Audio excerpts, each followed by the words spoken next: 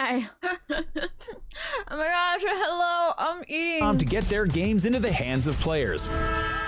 Welcome to the Gamescom Awesome Indie Show 2026. Coming up, we're highlighting some of the coolest, weirdest, most impressive, most ingenious. Good morning, afternoon, good evening. Sorry, I can't do Zatsu because it's already started. So hi. You can expect exclusive trailers. Is the volume okay? Reveals. Hello, Saber, Edward, Nestra, Franklin, Hammer, Chakri, Takeru, Lara, W Vagan, the Saber, Tapped Out, Nibbly, Deadly Natter, Shizu, Lamar, Kiss. Hello, EU people. Zara Blade, Franklin. Welcome to the Gamescom Awesome Indie Show. I'm Damon Hatfield, coming to you Hello, from Louis Joy. Los Angeles studio. 2 a.m. Gamescom is a Surely it's gonna be worth it. And every year, hundreds of studios from nearly is a celebration of gaming. For those of you who are ruining your sleep. Studios from nearly 70 countries around the world. I wish I could turn on subtitles. I can't read without my subtitles. Awesome Indie Show is a chance to showcase some of the coolest new projects. Man, today we're gonna do a watch along of indies. You might know some of them. Others might be brand new, but they're all doing incredible work. But like I said, Gamescom is an international I'm also eating my Gamescom Awesome Indie Show breakfast. Be possible My first meal of the day. Around the globe. Hello, Cringe Good. Hello, JT Time to check in Hungry. with my esteemed colleague across the pond. So forgive me if you hear some chewing sounds. Thanks, Damon. I'm here in IGN's brand new London studio. Oh my gosh, it's in London. We'll be showing you a ton of That's trailers crazy. and dropping some exclusive release date reveals. But Hell, we'll also bring you some hands-on previews and talk to some devs about how these games came to life. In just you wanna increase the volume? Hit the Gamescom show floor to see some indies out in the wild. But first, there are millions of games out there to keep track of. And here at IGN, we pride ourselves on helping you find what to blame play the power next. interruption. Scan the QR code on screen and you'll be able to easily wishlist any games shown during the Gamescom Awesome Indies show or elsewhere in our Gamescom coverage. Now, let's hand things over to our field team. London.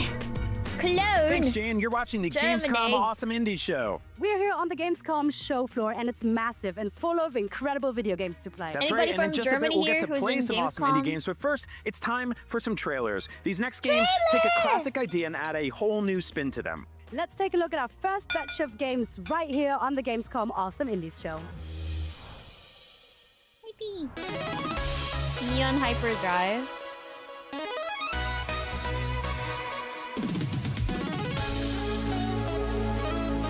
I'm eating barbecue. Pork barbecue, haram. Looks like a game that I would not play. I'm so sorry. It's like the brick game from the 90s turned 3D. Don't you guys agree? It's the brick game. They're like those Famicom games. But they made it like modern and 3D.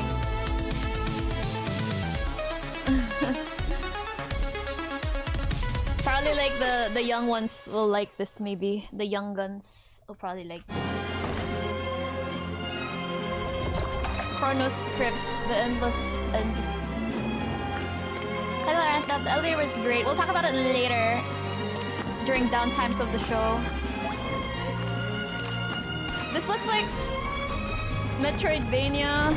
It's like Celeste and no, it's more like Hollow Knight. It looks good if you like Hollow Knight type of games. Like a 14-hour game. It looks loved. It doesn't look like slop, which is great.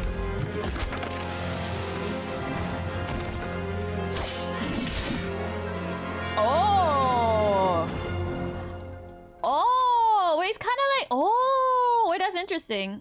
There's like a 3D girl controlling the 2D world. A friend slop. Keep going, keep going, friend keep slop. going. I'm so scared right now, but it's okay. We got these porn actors. Oh, sorry, I shouldn't say the P word. It's like when they're paid to sound enthusiastic for the ad. It sounds so fake. I apologize, but yeah. No. Hello, please. We're from the bathroom. Oh my gosh! Like whenever I I watch Friendslop trailers, they always have like these fake enthusiasm that I hear. I can smell and hear the fake enthusiasm. As our lobby secretary, you play a crucial role, and I realize this may be challenging. Oh my gosh, good job! No way! Yeah. While your office work has been exemplary, it has come to our attention that you have been doing tasks I mean, I also can't act well. Purview. Ha, ha, ha. Although we may joke, this is no laughing matter. Among your offenses, you have been misusing company resources, destroying this looks Doc's interesting. property, violating our non-compete clause, seducing our middle management, and sleeping on the job. I want to be a cat. Your personal improvement plan is to be a good corporate asset with a silly little face Just and meow meow all tiny day. toe beans. Remember, the executives are always watching. Because they care about your performance. Thank you for listening. No work. Your constant commitment to and meow improvement meow all will day. someday make you adequate. Wonderful! Now go be the best cat secretary you can be. I would play this depending on the price. Maybe less than $10, I would play it. November 4! Demon Out Meow! Critical Reflex! Wait, what are the games that they made? Cyberpunk?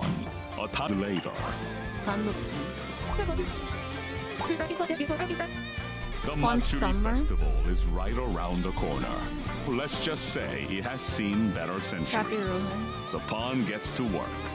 A letter here, a package there, This looks like a and Switch a game. totally necessary backflip to top it off. Friends to make, games to play, activities to do, stories You see some to people share, playing it? Also, it's out? and Maybe a the little demo? quiet Critical pride Reflex in a job made done No, I'm Not just Human. right. Oh, I see.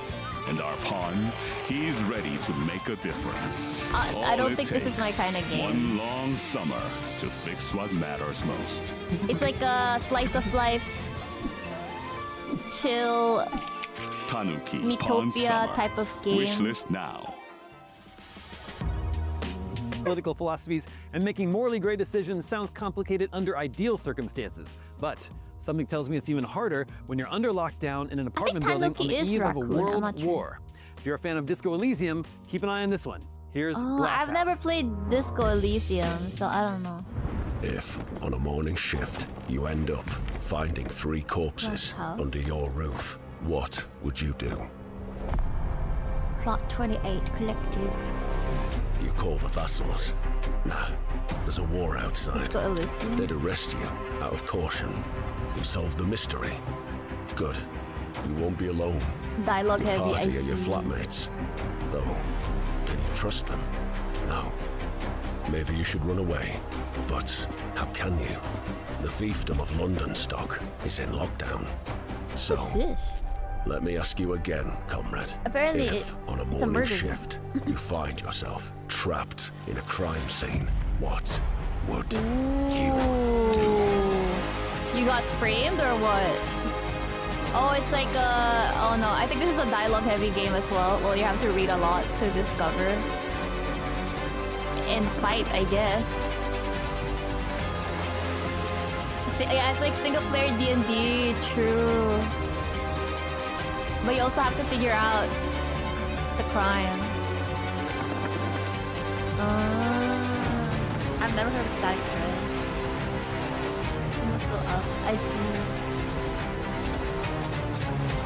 I'm not gonna lie, I'm not a super fan of these, because even though I like mystery, because I don't like reading a lot on stream at least. Like, my throat hurts if I read too much.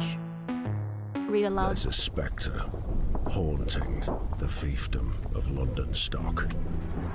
Trapped both in his lockdown apartment building and the dystopian society of London stock, Wildemar is having an extremely bad day. Stepping into his shoes in atmospheric isometric RPG Glasshouse means dealing with the demands of the strange and abrasive residents, wrestling with a web of competing ideologies, and investigating a triple murder, all with a blinding hangover. Between its political musings, bleakly funny setting, and human train wreck of a protagonist, comparisons with Disco Elysium are unavoidable. Glasshouse wears its inspiration firmly on its sleeve, but it's shaping up to be much more than just a clone. One standout is its turn-based combat. When things turn ugly, you're free to turn to fists or any weapons discovered during the investigation, rolling dice to inflict damage on the opponent's health. But words can also be just as impactful as violence. While the enemy keeps swinging punches, Wildemar can deploy different styles of negotiation instead, ranging from aggressive to persuasive to subversive and more, to damage their threat instead of their health, gradually calming them down. In the process, their resistances and weaknesses to particular kinds of argument will be revealed. But you can't just keep hammering away with the same approach once you discover a crack in the armor. Using the same argument multiple times in a row lessens its effectiveness, and each can only be used a certain number of times total before it's exhausted. A clever debater weaves it between different lines of attack to wear the target down. The strength of those different styles is determined by Wildemar's political outlook. Instead of upgrading traditional RPG stats with skill points, you invest points of view into ideologies, each inspired by real-world politics but reimagined to fit this strange world. Invest in the collectivist philosophy of holisticism, and the power of sensible arguments increases, while committing to capitalistic confucianism as the path to becoming more persuasive. Over the course of the game, more points of view are earned by musing on different political dilemmas thrown out by the world of London stock. Is the lockdown justified, for example, or an infringement on personal freedoms? Whatever your answer, you get to invest further in your chosen ideologies. Each particular combination even confers its own unique title, like the philosophical equivalent of a D&D class. Want to be a warmongering sophist? Well, better commit yourself to mixing colonialism and holisticism, the perfect build for somehow being the most reasonable guy in the room while also furiously berating anyone who disagrees with you. Of course, these decisions also affect what dialogue and choices are available while exploring the building, interacting with people and objects, and reacting to the director and the choir, the two voices in Wildemar's head that narrate and offer running commentary. Each ideology opens up its own possible courses of action based on how many points are invested in it, and every NPC has their own political compass too, determining how they react in dialogue and what weaknesses and strengths they have in a verbal sparring match.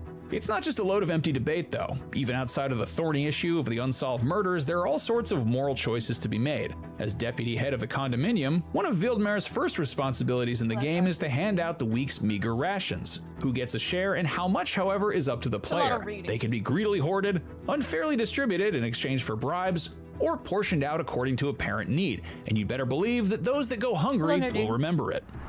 With resources so scarce inside the building, the game's surprisingly extensive crafting system is another key feature. Items gathered from unattended drawers and cupboards can be combined to make equipment like bandages, onion soup, and I guess the joints. game paid a lot These can be useful in combat, open up dialogue options in conversation, or in the case of lockpicks, unlock whole new areas to snoop around in for clues. I'm not gonna lie, I feel like these this is systems point to an ineffective experience that, behind all the very Disco Elysium style dark humor and surreal world building, is going to be something a bit more mechanically varied than its obvious inspiration. It looks a touch closer to the feel of a traditional CRPG, only with fewer fireballs and more authoritarianism.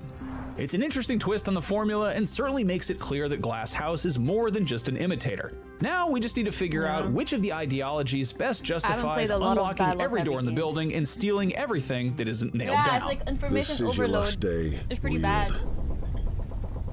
And I am sorry for that.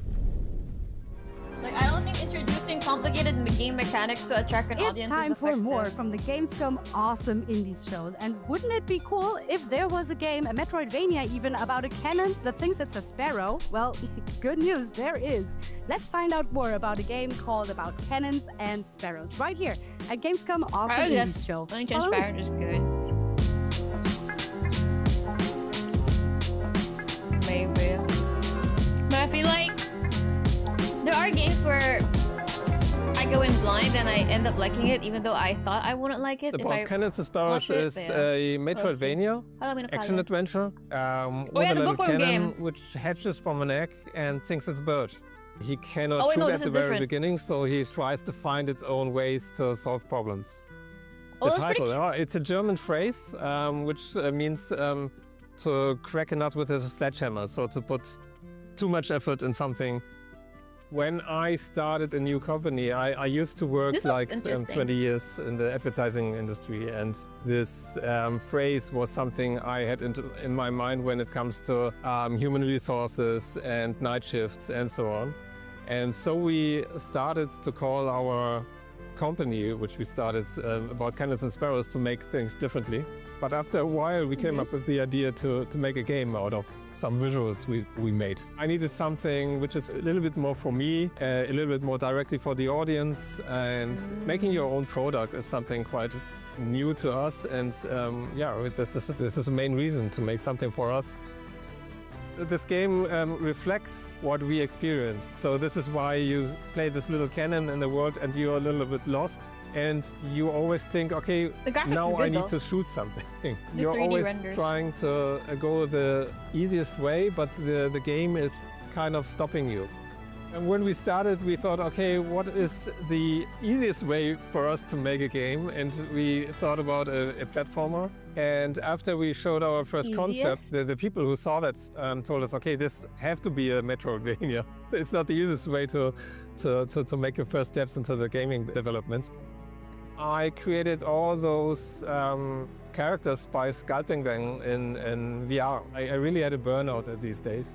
Oh. And I tried to find something. Wait, you can sculpt via VR? That's interesting. VR sculpting was completely different. It was like I didn't know you could do that. Headsets, being in a different world, and just I wonder if it's easier than in down, and you're just 2D. Doing something.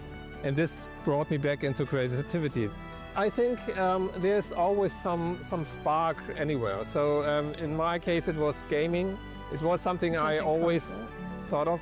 Since I was a kid, I wanted to make games, but I never was able to.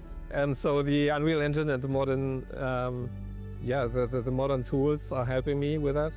And maybe for others, the spark sits somewhere else. So like when I started sculpting with something, maybe took out some clay, some real clay, do something with that. Cannons and sparrows.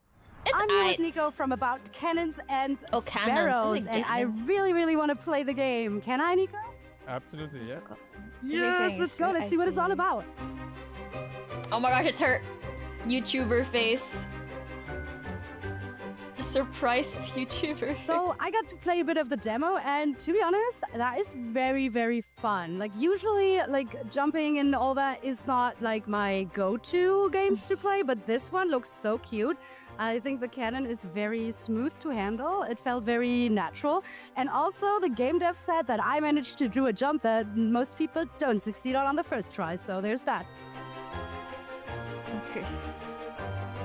Okay, so here I am, the backseat gamer number one. The con itself. Are you enjoying the game so far? What's your first impression? Yes, it looks really cool. I mean, the idea is quite funny because I'm a flying cannon.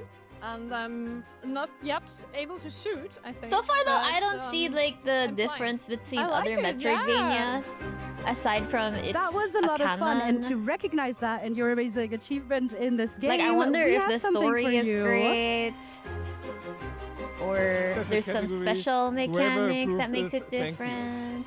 Hello, Tyler Green. So far it just looks normal. Made with love, definitely. Hand sculpted. Not hands, but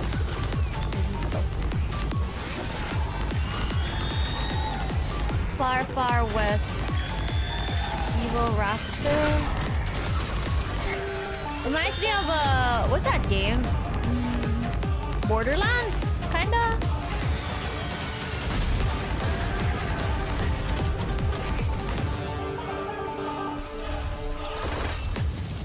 House Killikins. Wait, it's co-op! You can play with friends if you have friends! Wait, now it's more fun, I think. Oh yeah, it's kind of like Borderlands. Borderlands was a co-op, right? Oh, this has been out for a while? I've never heard of it. What the heck? The 3D version of one of the photos. It's specific software for this some VR, but some of them allow both VR and normal. I see. Far Far West Frostburn. Update out now. Oh, yeah. One of the core principles of gaming is, of course, getting good.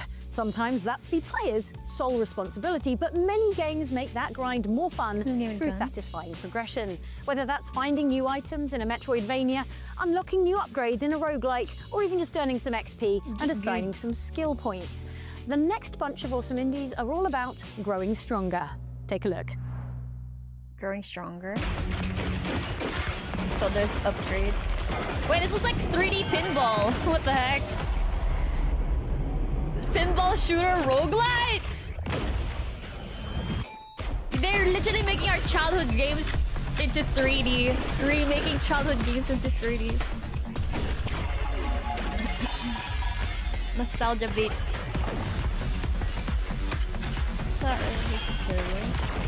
I wonder what's the difference though. Can you control it? Adapt your strategies.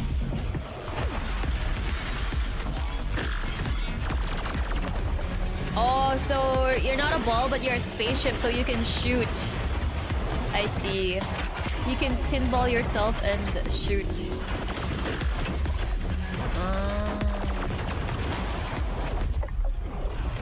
I see.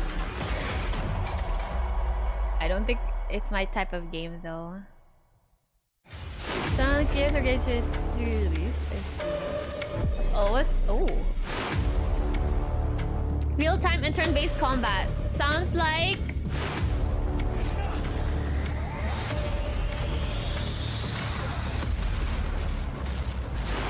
Sounds like... the FF7 remake. Real-time turn-based? How do you do that? It looks interesting though. How far will it go to stop? What? Oh yeah, it reminds me of the Tales games. The Tales of Destiny.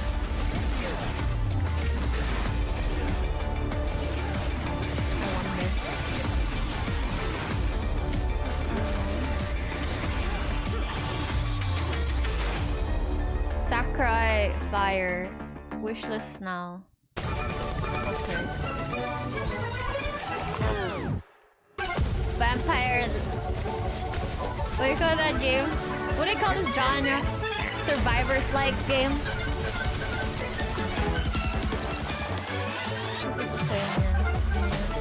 Oh, you can do co-op.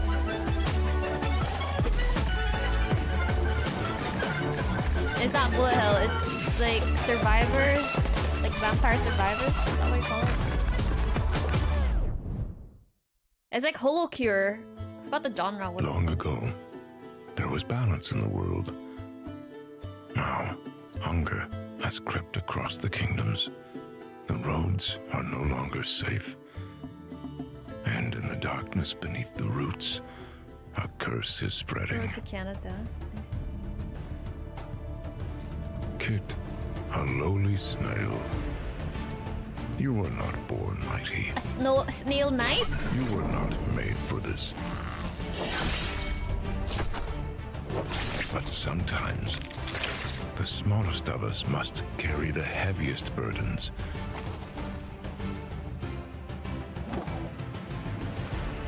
Trust your friends. String your bow. Take up your blade. There is strength beneath the smallest shell. There is courage in the softest heart. I see. Face what waits below. I don't think it's Souls-like. It's more like... what has been lost. You know Bastion? It's kind of like Bastion, right? I don't know what you call that type of game. Because I don't think Bastion is Souls-like. I guess hack and slash. Hack and slash and dash. Top down hack and slash. Ink Blood. Already looks interesting. Who killed the man on the road? Ooh. Ooh. This thing is showing not rather than telling, which I like. Not a lot of text. Not a lot of text.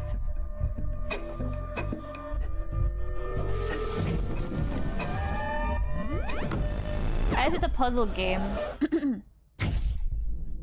Puzzle game. Yeah, it's definitely my type of game. A weird puzzle game. Weird games.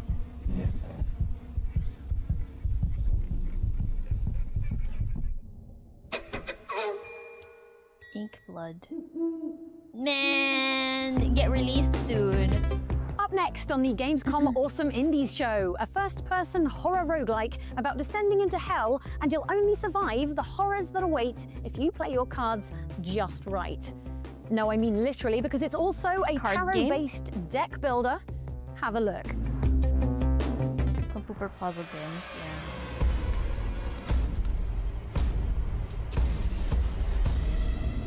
The path is dark. The infernal pilgrimage. Looks high quality. Do not fail us. Looks like they have a lot of budget, maybe. Another pilgrim, so fragile. Wow. A firefly that flames with such passion. Your loss I'll savor over and But it's kind of like Inscription with the card game part. Build your deck, strengthen the souls of your cards, and sacrifice others for your freedom. Hearthstone, but you climb a tower with a story.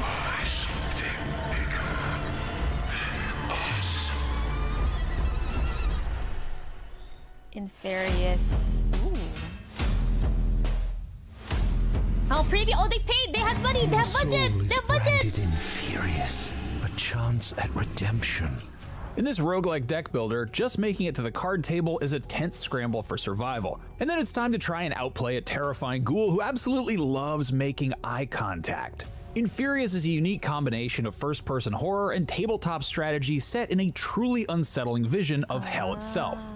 With only a lantern and a deck of cards for protection, descending through the layers of the underworld is a daunting task. In Inferious, hell isn't an inferno, it's a cold, deathly place built of cavernous structures through which gaunt creatures creep. Though the game's 9 levels are inspired by Dante's Divine Comedy, there's more than a little Lovecraft in here too, in the impossible architecture, eldritch symbols, and the slowly draining sanity meter that serves as your health. It's a world as visually arresting as it is disturbing. The souls that haunt these foreboding halls seem lost, like they've forgotten their purpose. Some lie catatonic on the cold floor or pray hopelessly, while others simply stare at you as you pass. But some of them, and it can be difficult to tell which until they spring to life, are hunters ready to relentlessly pursue a tasty traveler. After several minutes of quiet exploration, walking past everything from gnarled hands reaching out of the walls to shelves of severed heads whose eyes follow you as you pass, a sudden pursuit is a shock to the system. Some monsters can be warded off with the lantern, but its supply of light is limited, burns faster when held out defensively, and it doesn't work on the more distorted horrors. A little stealth can be helpful, but inevitably sneaking soon turns into panic sprinting to the next safe room with echoing footsteps a hair's breadth behind every step of the way.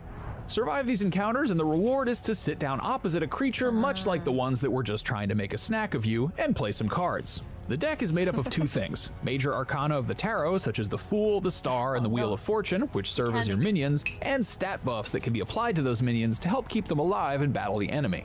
The arcana are deployed across a trio of lanes, 1 in each, and once both players have taken a turn by playing 3 cards, they attack whatever's in front of them in order of their speed stat. If that's an enemy arcana, they'll deal damage to it. If the lane ahead of them is empty, they'll attack the other player directly, removing one of their 5 lives. The rules are simple, but there's a real tension to these showdowns that echoes the horror of the exploration side of the game. Each card can only be played once, and if an arcana dies, other cards have to be sacrificed to make that lane available again. So just throwing minions in the way of enemy attacks is a survival strategy that very quickly runs out of steam.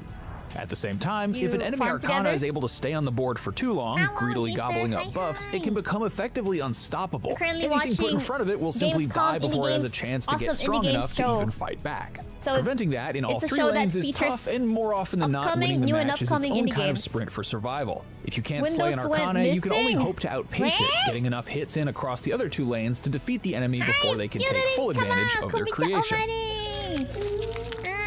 you guys had fun. Win, and the reward is a creepy treasure chest that opens itself, wizened arms extending to offer a choice of new cards to add to the deck. Playing the same location At first, together. the differences between Arcana seem subtle, but their unique stats, whether higher in attack, defense, health, or speed, have a big impact on how they're best used and kept alive, so it's wise to consider each new addition carefully.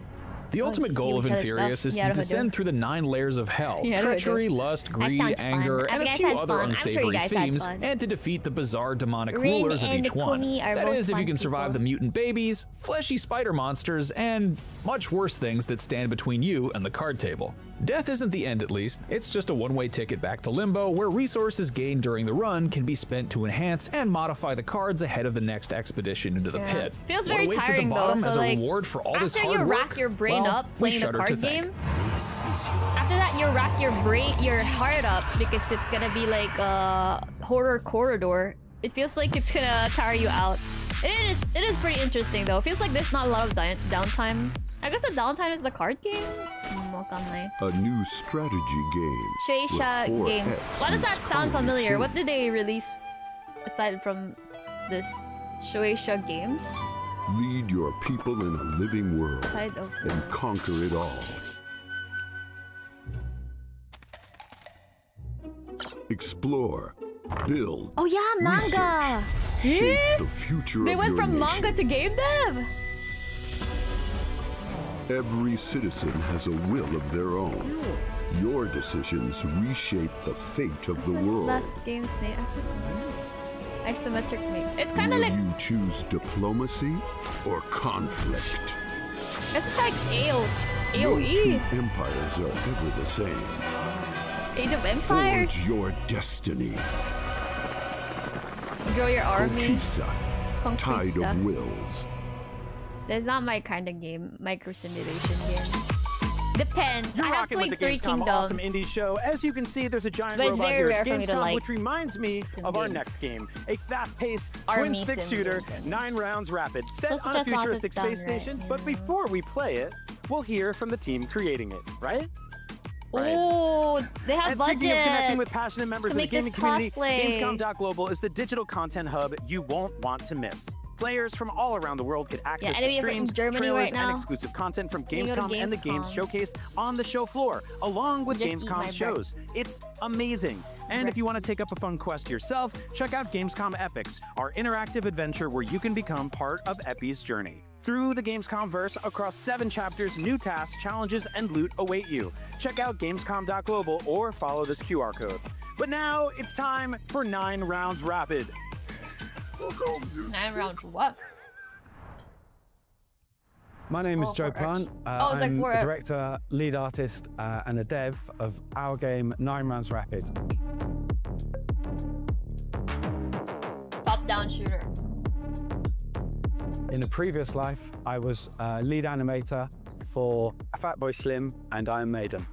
I have always been hugely inspired by games since I was a child. From the Amiga 500 days with developers like the Bitmap Brothers and Psygnosis, they've informed my sense of style and production from the get-go, and they've been a huge inspiration for me. This is the game. art It looks style interesting. always comes first. Cool. I can't help myself. So I actually got the art style done first thing, kind of backwards. You're supposed to get everything blocked out and finished in that respect. So I did the art style first, and then we built the game and the mechanics around that. I've always had a very strong style, which I can't really escape. So it came out naturally. I have been in this world We're all for hand painted, a long time. so it's kind of the hard way. Not Earth, but it's the fun way. The world. So it's all designed, concepted on pencil and paper, and all the textures are made in pencil and paper. Then the 3D models are designed in 3D, obviously, and then we wrap those textures around the models in the 3D software. Then it's painted digitally on top of that. So he made it but in then real for life? the hero models, then we re-flatten all that, print that out, the texture and then is rework based into on the original work with more the IRL ink work, paint and then that he did. That's interesting. Re-project it onto the models. Through the process of building it up that way, you keep a kind of organic feel to the work. There's more of me in it tedious. as well. It's very fun. It's very very work satisfying. intensive. And the end results speak for themselves, Yeah, I'd say. it was very work intensive. How has my past work influenced the work in this game? I would say everything's cumulative in my career, I feel. So everything's growing from the last job and the last job. I'm educating myself constantly and teaching myself and learning. It's informed by it all, but it's evolved from it. My advice to the next generation of artists is to believe in yourself. That's and keep on crazy. That's a going lot of and work. put in the work and just do it. And doors will open. And enjoy it, love the art, and just make it for the sake of it. If you keep on doing it enough, it will work. It's just passion project. How much really make tiny modes for concept? Yeah, he made it like life size. And we made it to the 9 rounds rapid booth here on the show floor, and it's time to finally play the game. Let's go. Top-down hack and slash shooter.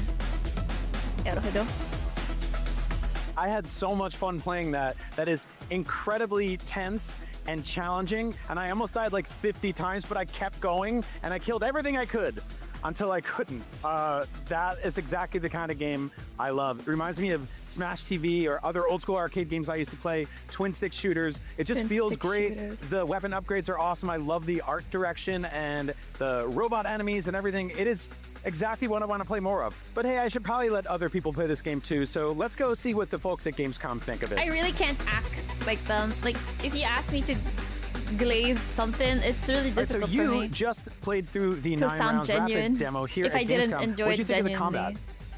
Very intuitive, Classic. very self-explanatory. I had zero problems figuring out what to do. You aim, you shoot, you kill, and you move on, and that's what I like. That's nice. Joe, we just want to give you this certificate of recognition. It's called Your Heartbeat Called. It's Concerned, which means it's very tense and challenging, and that really worked for me, so congrats. Thank you so much. We very much appreciate it. All right, before we go check out some awesome indies, here's a quick reminder of what you can expect from Gamescom 2026. Gamescom 2026 in Cologne, Germany. It's happening right now until like 30th, I think. Try to pretend and be over the top. Yeah, and the thing is, like, if you overly describe something, it sounds like your review is scripted, right? If you say like, or maybe I don't know. If it's like super descriptive, it sounds like you're reading key points to say. It's a 30 minutes. Yeah. I think the show runs for like 2 hours. By the way, if I disappear randomly, it's probably my power. Most likely. Fire Shine Games. Goblin.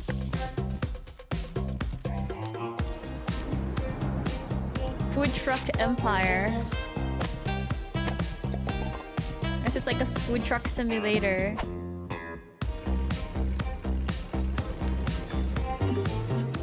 Reminds me of those really old games where you make like a lemonade stand. I forgot what it's called. You guys remember that 90s, 2000s game? Lemonade Tycoon? You know that game, guys? Now this is a food truck tycoon. Food truck empire. Sounds like a mobile game.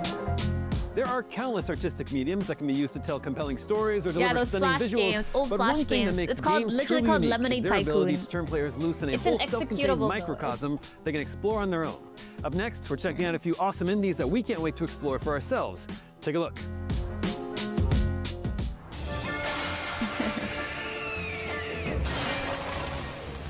What are the other Sim games? What's this? I'm stuck in prison? Fish look old and rusty. Wow, those bars are...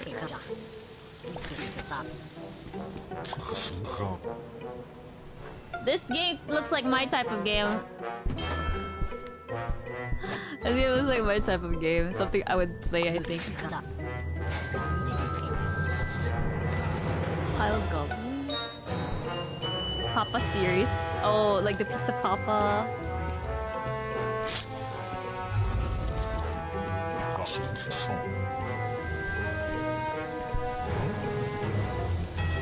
Did you even pay for that?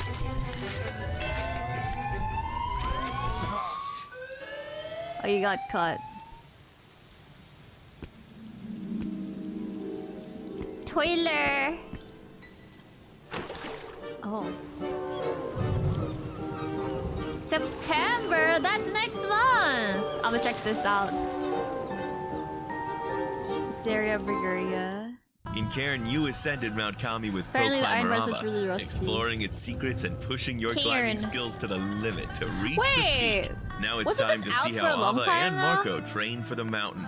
In Cairn's upcoming free DLC, On the Trail. That's right. It's time to climb as Marco. He isn't as legendary as Ava yet, but he offers a whole new way to play. He's a little less flexible and a bit shorter, but he compensates by tilting his body to reach distant holds. And it's even more impressive when a pro climber in training tops out on a project. And we have plenty of new projects for you. Discover the challenges set by legendary climber Otto Mondo. More bite-sized climbs still packed with the challenge and discoveries you expect from Cairn. Get started in a climbing gym filled with technical runs. And then trek to a tropical deep water paradise and a collection of ruins on a remote island. Oh yeah, lots of fun things here. As long as you don't mind water. These new locations up the challenge while dialing down the lethality just a tad. Water hurts a lot less than stone, making deep water solo a great choice for hardcore training. Not my kind of game, though. However, you'll still start from the bottom if you fall into the drink. To preserve Cairn's survival challenge, we've introduced energy mode for these new climbs. You only have a certain amount of energy to reach the top, so be sure to spend it wisely. And try not to fall too much. You have energy. From perilous underhangs to the climbing gym of your dreams, On the Trail brings you more of the sweaty controller climbs you love from Cairn. I would rage. Exciting new twists. If I'm Marco high up and died. 3 new climbing locations will be waiting for you, and On the Trail releases later this year. That's why I've never played this. Cairn. Even though it's been out for a while. Future? No thanks. Where our police have lost all dignity. Are you an actual cop? Sir, I'm a public safety officer. I enforce the law with kindness and vulnerability. That's me! Kindness. Where diverse youth dress up like animals. We are the feral furries, the coolest kids in the Anthropos scene. It's Erudite, the furries. Where government spending is out of control. We have universal health care. You didn't pay for it. If everything is free, well, then I'll take 10 euthanasias. I think it's like a comedy game. Where was I going with that?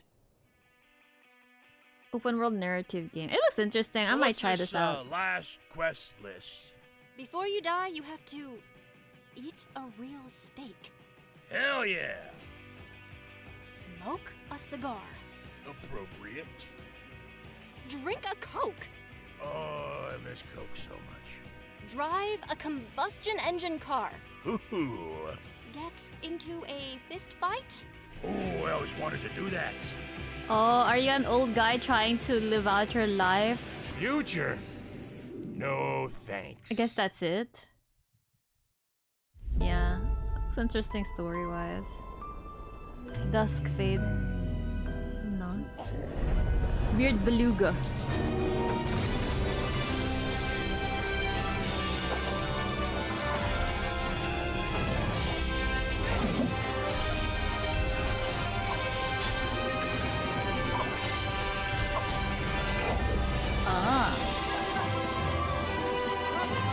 Platforming hack and slash.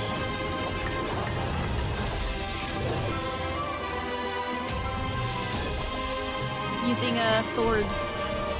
That's cool. Yeah, it's kind of like Kingdom Hearts, the graphics. I won't leave without even the game, I guess. I need to find her.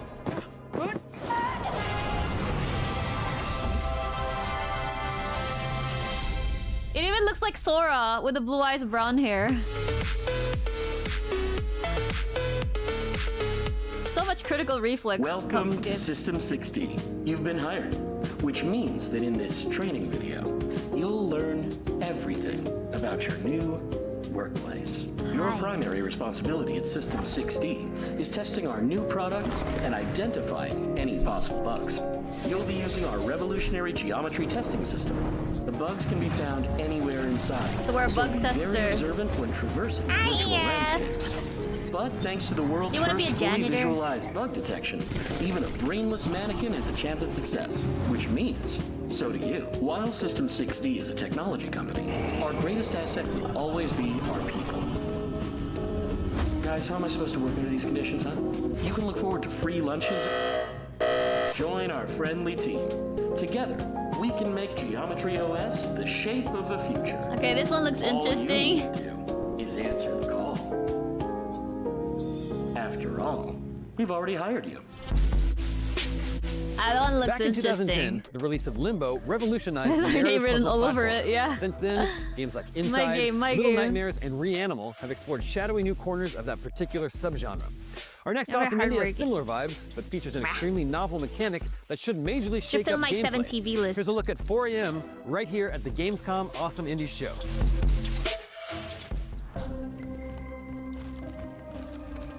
Hey, thanks for the sub, by the way. I missed it.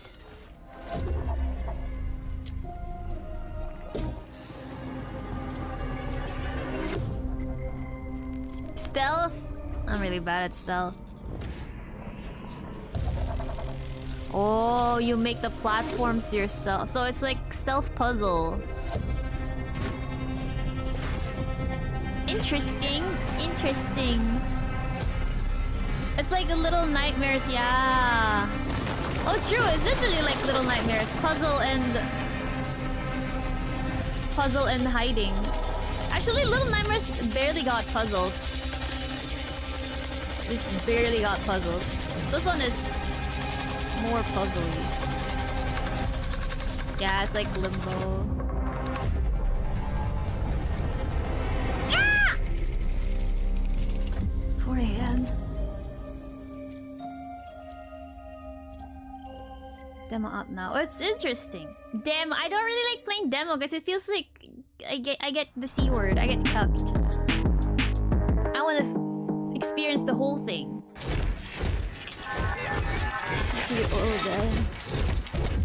They should have named it 3 In this dark cinematic stealth adventure, the key to staying alive is one unusual the tool, hour, the power right? to clone objects around you.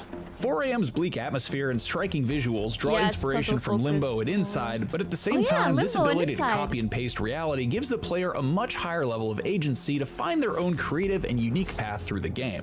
The name is certainly appropriate. You know that feeling of waking up at some ungodly hour, bleary-eyed and confused, and being spooked by a light passing by the window? That's pretty much the vibe of 4 AM. Protagonist Ayla is on the run, seemingly after having escaped from some kind of experiment or human harvesting system. The world is oppressively dark, but seeking out the light is not a good idea. Glaring beams indicate the presence of the Yellow, a mysterious evil force served by robotic headlamp-faced creatures out for blood. But perhaps it's not all bad, because the Yellow also seems to power Ayla's node, the strange device on her back. It's this that lets her duplicate items around her, and that's the key to traveling across this hostile world. Usually in this subgenre, the environments are just background imagery to shuffle past on the way to the next objective, with anything interactive positioned obviously in the foreground. 4 AM's 2.5D areas demand more careful exploration, because even objects far in the background are still a viable target to be copied. That crate lying forgotten in the shadows, for example, could be crucial to getting up to a high ledge. Copy it, stack it where it's needed, and Ayla's got a handy platform. Her name is As the obstacles get more daunting, so the possibilities grow, and the challenges don't have one correct solution.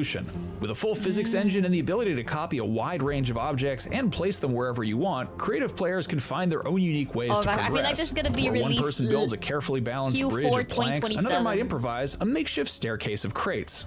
The system promises to branch off in all sorts of unique directions as different puzzles and environmental effects present themselves. From changing the elevation of platforms by stacking them with heavy objects, to catching a crate on fire before placing it to burn away a barrier, to dropping a metal pipe between 2 generators to enable the flow of electrical current between them, the possibilities are really intriguing.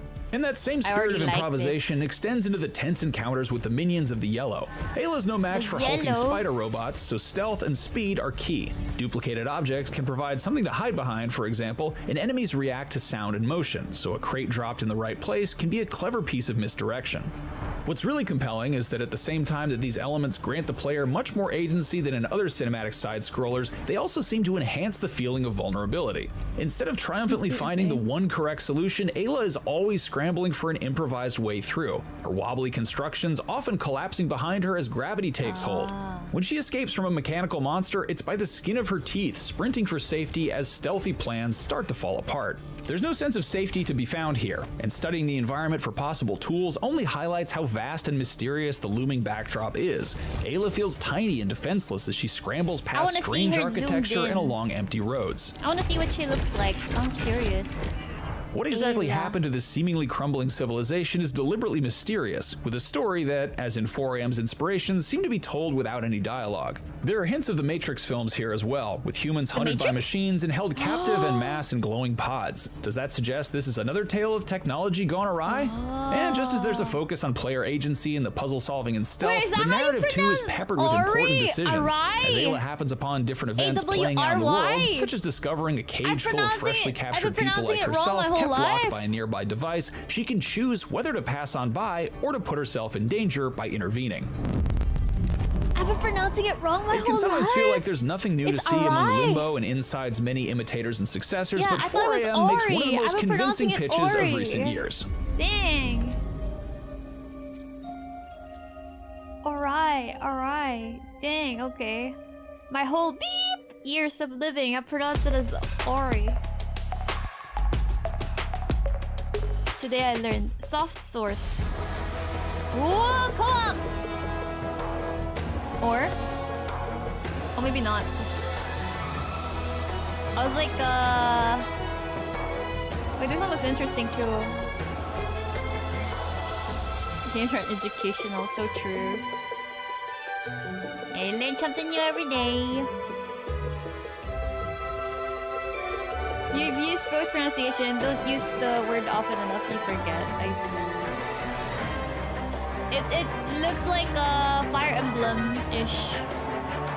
But you have a static party of 4. Oh wait, it's also like tactics. I love tactics. I might try it out.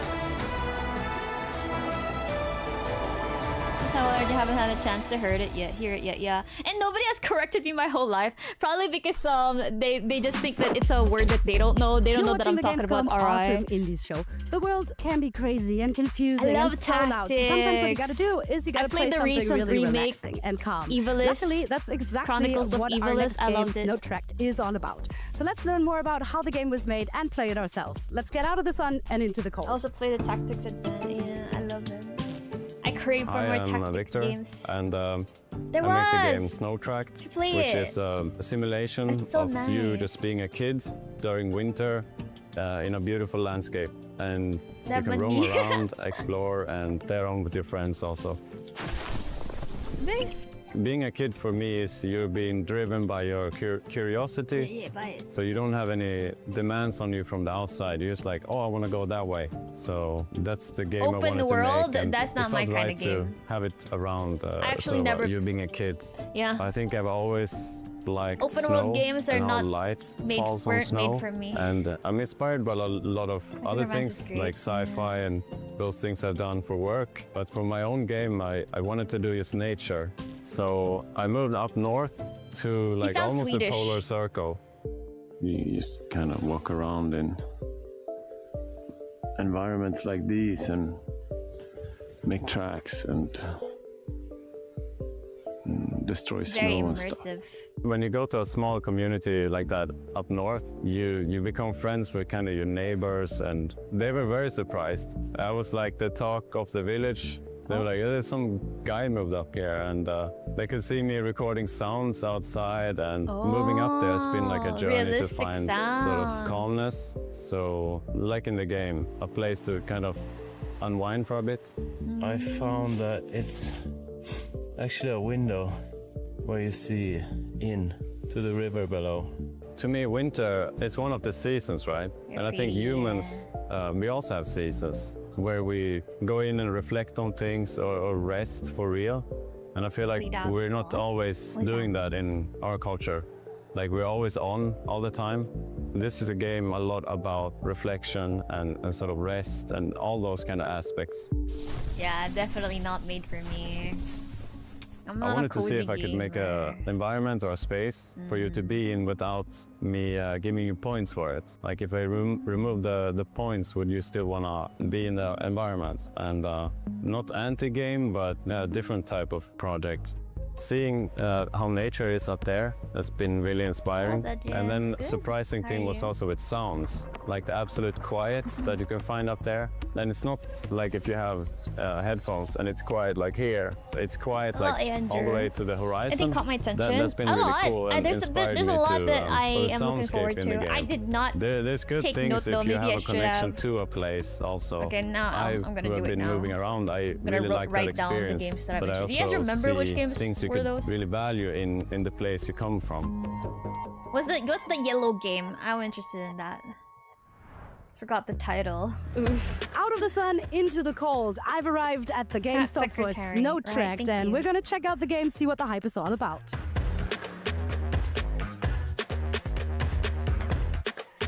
Intrinsic reward like Ensemble 1000. Yeah, a lot of people like open world games like Minecraft. That was refreshing, so relaxing actually. Playing in the snow is a lot of fun, everybody knows that. And the problem is you get cold like really soon. So Snow Tract takes care of all of that. No cold for you at home, but it's certainly a lot of fun walking through the snow, throwing snowballs, collecting things. It's giving a very, very wholesome vibe. I can check the website afterwards, so true. Guys are awesome. You can keep playing. I'll just hold the microphone. How are you enjoying this game so far? I'm figuring it out right now, but I think I'm gonna like it. Got it. And do you feel like a sense of like the game is calming or like relaxing kind of, or are you like stressed trying to survive in the snow? No, I think it's like more relaxed because it's more like a base builder. So yeah, I can relax right now. Awesome. So if you look for a place for some quiet in the Gamescom, then this is where you should go. It's not my kind of game. Unless it's what a charming and very calming game. We have a bit of an appreciation for you. But there's Special a story. category. I feel really honored. When will the game be available to play, or like maybe a demo? The Forest. I think the Forest has a story, so I don't mind that. Even though it's open world. 2027. So thank you. Exploration. You're welcome. And yeah, I loved playing this game, and I hope you guys check it out as well. Keep watching the Gamescom Awesome Indie Show. It's one of those rare open world games that I kind of play because it has an end. I mean, is it open world if it has an end and story? Subnautica. I've never played Subnautica. Oh wait, this is my kind of game. It has Eru all over it. It has Eru all over it. So it's open world, I see.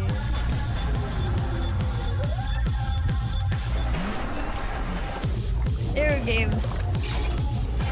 It's fun to play with friends. Yeah, it's definitely a friend game. You need friends. Or rather, it's more fun with friends.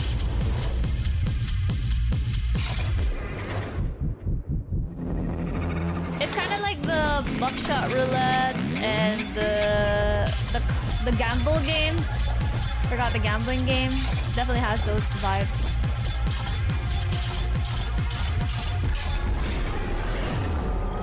Sated.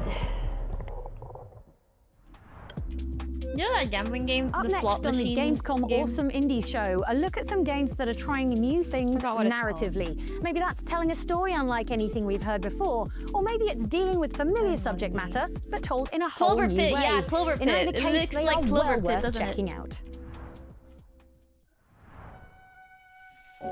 I never knew Cozy much game. about my grandfather. Story game. Whenever I saw him at the lighthouse, he was tinkering with his cards. Little did I know, he found a way to keep his memories alive. I could see them unfold right in front of me. This looks unique. I followed the path and used what he left behind to uncover every fragment of his memory. This looks interesting. And time flew by. A puzzle story game?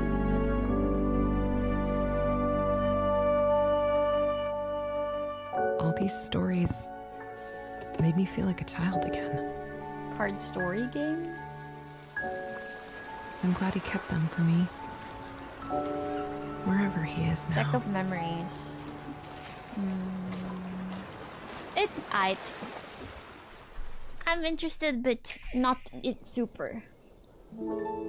My grandpa's deck has no pathetic cards. Is that what he said? Yeah. Book Nook. Oh, it's a cozy puzzle game.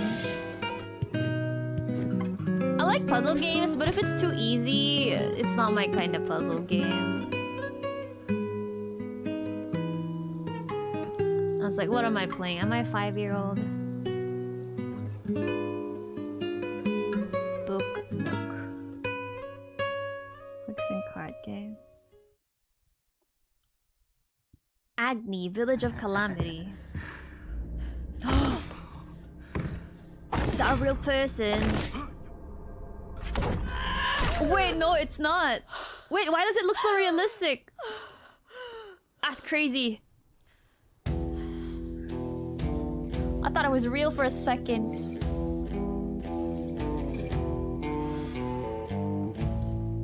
Indo horror, is it? I like it so far. How do you know it's the Indo horror game? Is Agni an Indonesian word? They announced it before. Oh yeah, it is. They're wearing hijab. Interesting. I might play this. Sakura Interactive. Oh, the developer name. It reminds me of Control. You guys know Control? Does she also have powers like in Control? Hello, Hanshang.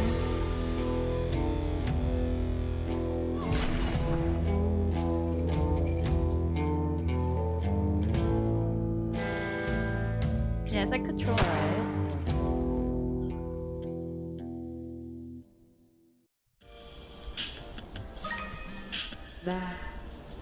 Get a job!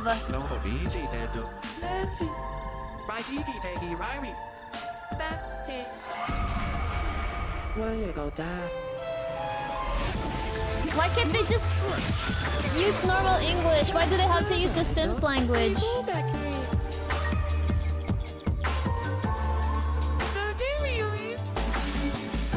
Hurricane get a job, yeah. 90! I would appreciate it more if it's actual English.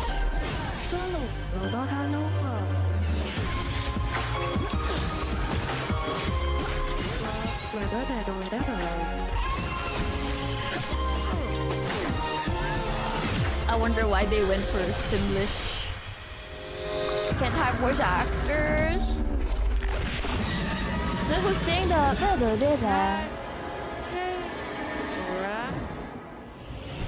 budget. Fine. It is indeed.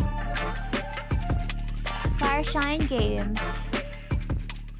Hello and welcome to Isle Goblin, a game where you and your friends work together to fight off the nasty humans that have invaded your island. Unfortunately for you, it won't be easy, so you'll need to explore for resources, fight humans, steal their strange and mysterious artifacts, and encounter terrifying bosses. Then you'll come home to rebuild your town and help out all your goblin villagers. The NPCs will have little lives and desires of their own, and you can befriend them by giving them gifts, doing tasks for them, or inviting them to come follow you around. Now speaking of friends, the game supports multiplayer with up to 7 of your real-life goblin pals. You can pillage dungeons, solve puzzles, slay humans, and raise spider babies together to your heart's content. Now I've just signed a deal with a publisher, so I was able to quit my job, and now I'm working on it full time. It's progressing fast, and I'm going to start public playtesting soon, so make sure to head on over to Steam and click this big button here to get in line if that sounds fun. You can also, of course, wishlist it to get an email when it does release. And with that, thanks for watching, and hopefully I'll see you around on Isle Goblin.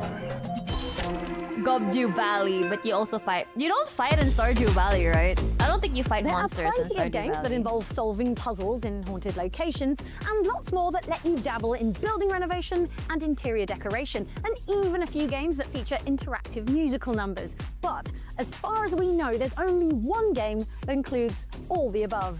Here's a closer look at There Are No Ghosts at the Grand, part of the Gamescom Awesome Indies show. Let's see. Welcome to the Grand Hotel. Once a glittering jewel of opulence and prestige, but now just a crumbling ruin, a mere shadow of its former self. I am Robert C. McBrushy, and I'll be your guide to the beautiful English seaside town of Kingswood-on-Sea. And you're going to need a guide, son, because folk have been acting a wee bit strange of late. Renovation game. I need to do this in real life. Clean my life, organize my life, not in game. The more of the hotel I unlock, the more the house seems to be coming alive. Ghosts. Almost like it wants to talk to me. Chris, you need to know. Ben Star? This house does things. It's like it's swallowed. Wait, they have budget. Wait, who did Ben Star voice actually? I don't remember. I don't know. It feels like I'm walking further into a maze. There are no ghosts at the Grand. Who did Ben Star voice act? Verso. Oh. Looks like I'm not the only one who's been here. Who else did he voice? It's a popular wee camping spot. Part renovation sim, part Lovecraftian mystery, part ghost hunting shooter. There are no ghosts at the Grand is overflowing with creative ideas. From characters breaking into interactive musical numbers, to busting ghosts with paint and power tools, to literally stepping into a village's forgotten memories to discover its dark past, it's an adventure quite unlike anything else you'll play this year.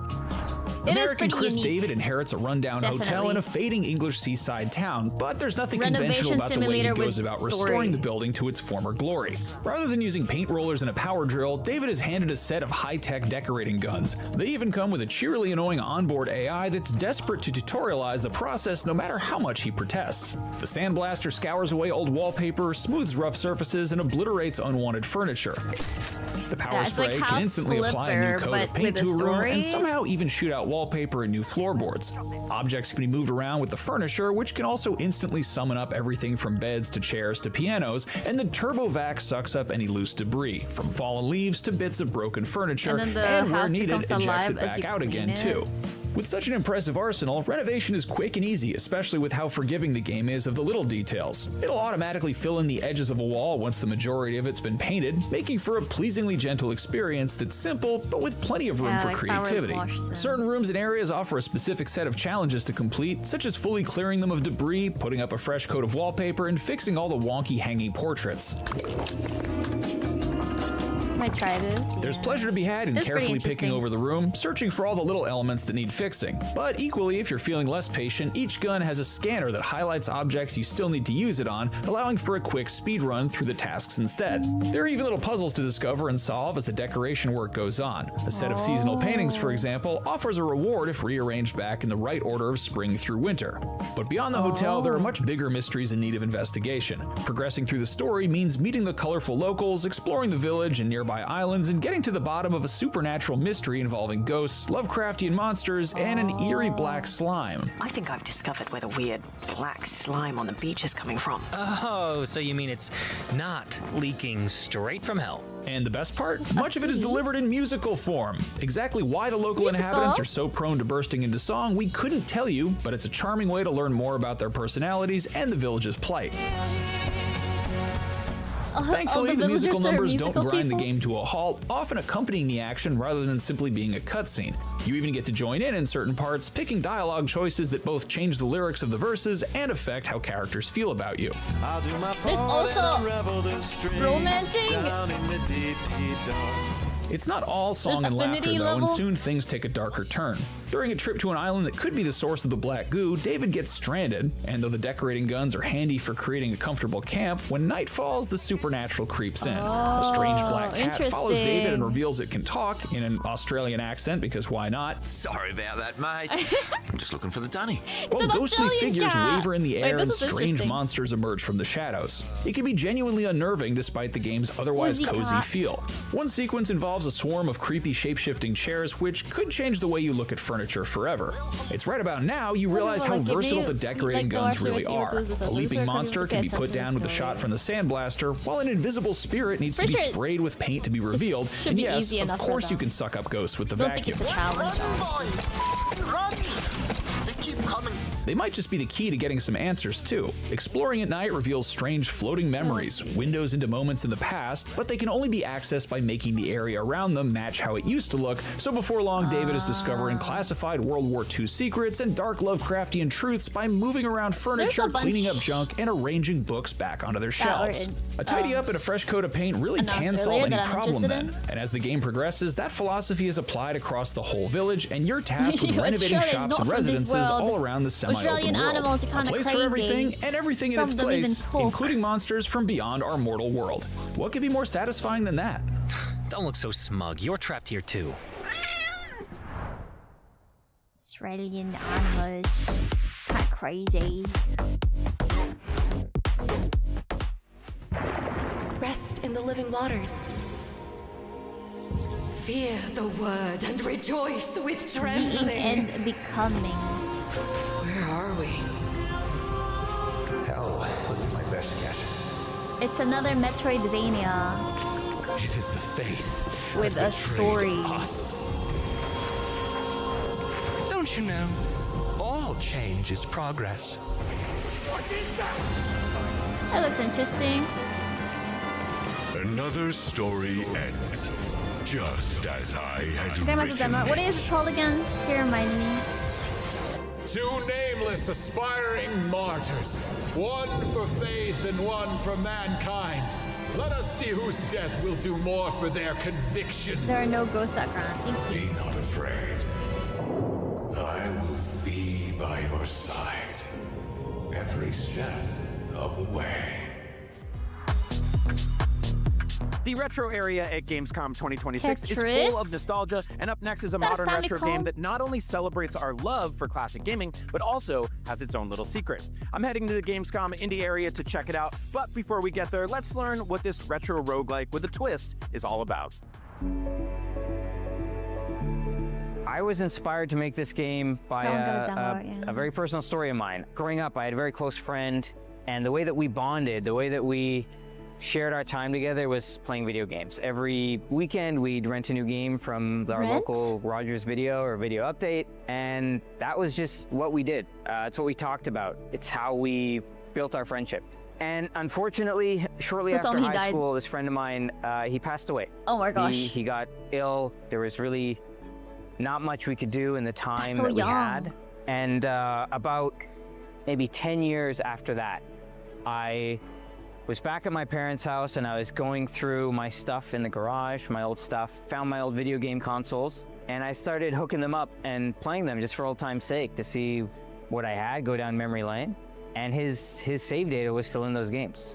Oh, so dang. that idea of his, what I call the digital ghost, was still living in those games. And I felt that that was such a uniquely modern form of grief. So I wanted to make a game about this idea of digital ghosts and what happens when we revisit the past through the lens of these video games that we may have shared with someone who was important to us. The idea of this game is that you're actually playing someone else's copy of Dungeon Lurker. This isn't your copy, this isn't your game system, this isn't your space, but you're revisiting the memories that you shared with someone who had it. Even in ways that probably won't matter to people, it's all pulled from my experience of digging through those old memories. That's what that whole basement setup is. It's an old TV that really a whole setup that just hasn't been touched since the 90s or since the early 2000s. And I really want players to feel like they're, even in a slightly uncomfortable way, they're digging into someone else's life. It's more through story? the lens of the games that they played, the media they consumed, whatever it is. Or is it more of a fighter? We went with a very action-focused, roguelite kind of experience because I love action games. It's really my bread and butter. It's the type of games that we would play together as kids as well. Magic Sword being a big influence there.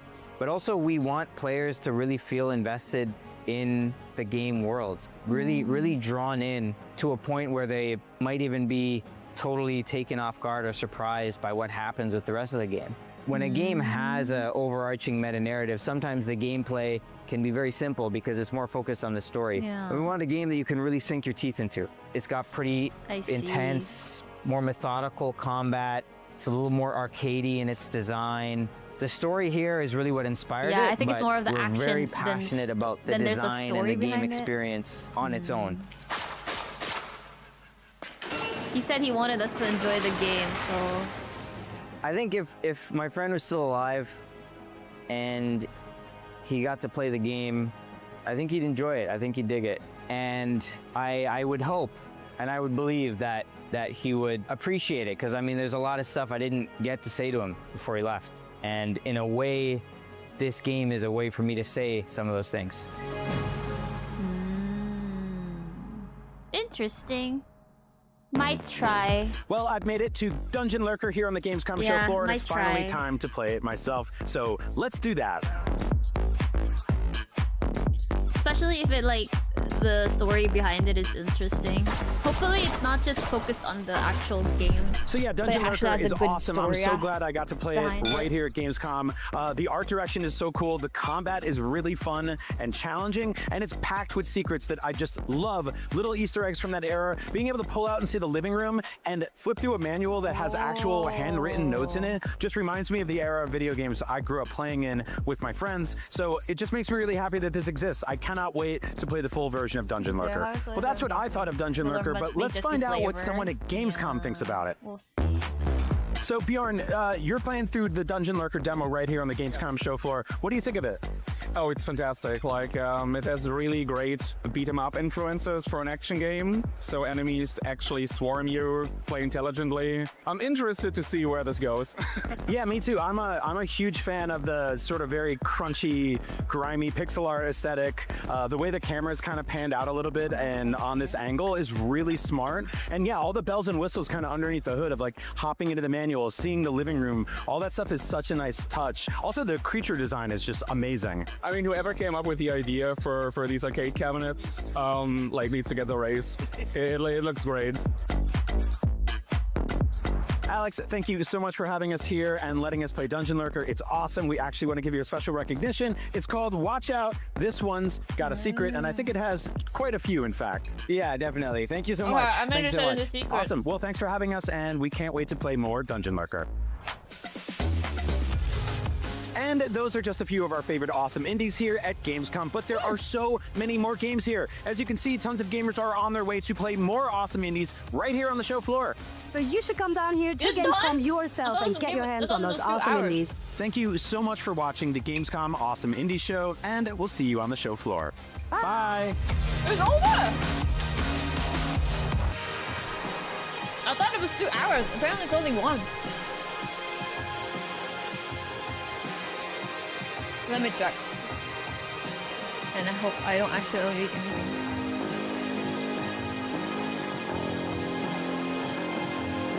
Yeah, I thought it was like 2 hours. It's only 1 hour.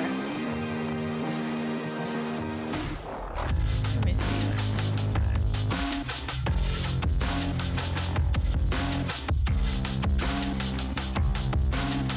Nah, this is over. It's over! Now what?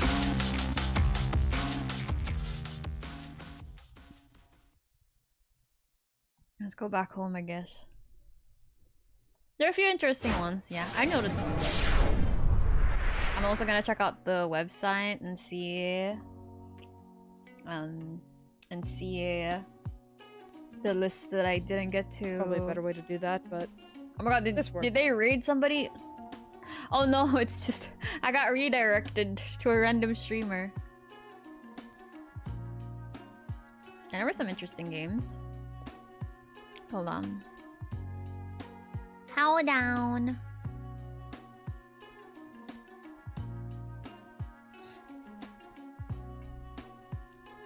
Run it back. A lot of it's my kind of taste games than anything. Yeah, there are some that I found interesting. What was I gonna say? Oh yeah, earlier today I apologize I'm late, but earlier today there's like some power interruptions. I think there's gonna be another one in like an hour from now. So no matter what, my stream is gonna get cut off.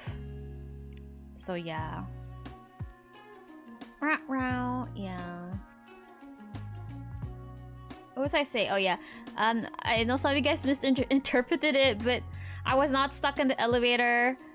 I'm glad I didn't get stuck because there was a time when I was like, oh, I want to go up the elevator, but it's not working. And then I asked the guards, I was like, yo, is this not working? And then the guards called like the electrician guy and they asked, and the electrician guy said, no, it should be fine. She should just get in. But then it's still not, I still couldn't get in. It was locked. So I was like, okay, I'll just walk my dog a little bit more. So I walked my dog a little bit more. And then during that time, when I was walking my dog, the electricity actually went off. So if they forced me, or if I forced myself to go into the elevator, I would have like been in the dark with the elevator. I don't really know what it's like to like, I don't know what it's like to be in the elevator and then the electricity gets cut off. I don't know what it's like. Like, what if it's only for a few seconds? Like, do you still get to your floor?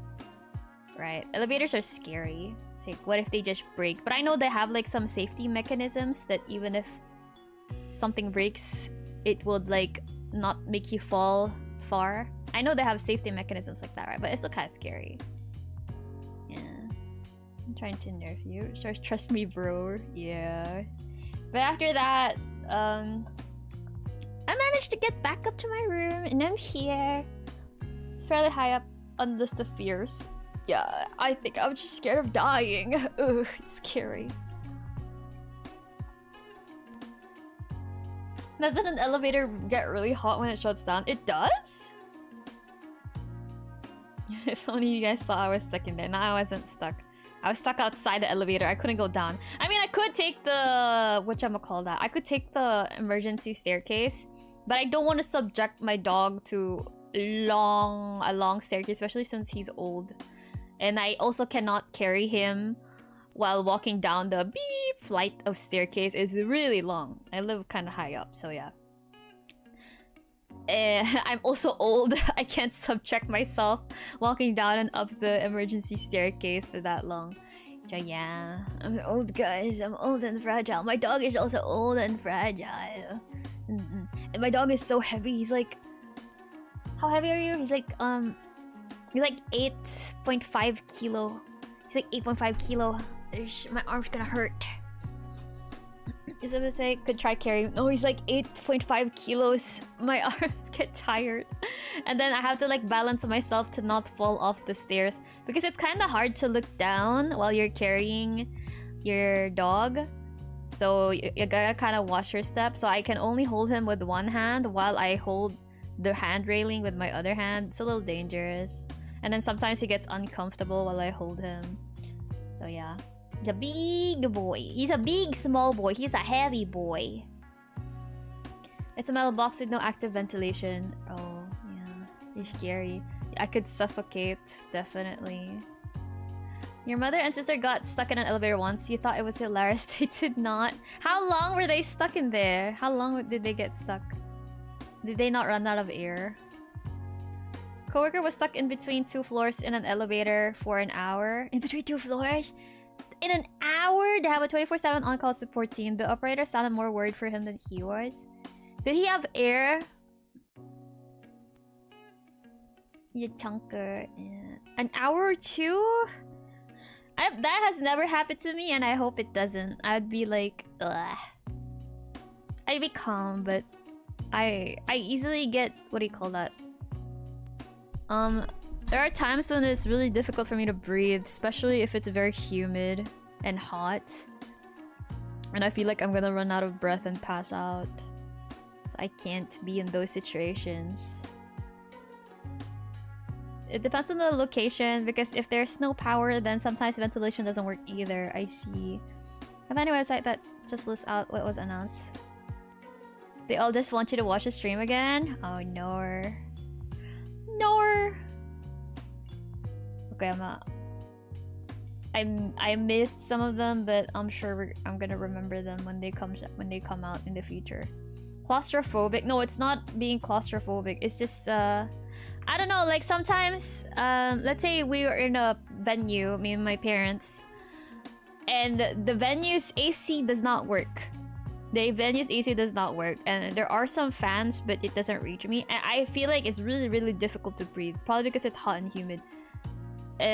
But my parents are fine. Like my mom is fine. I asked my mom, "Hey, don't you find it difficult to breathe?" And she's like, "No, it's okay." And for me, it's really difficult to breathe. I don't know why, but yeah, I can't breathe properly when it's too hot and humid. So it's difficult. It's not about being claustrophobic.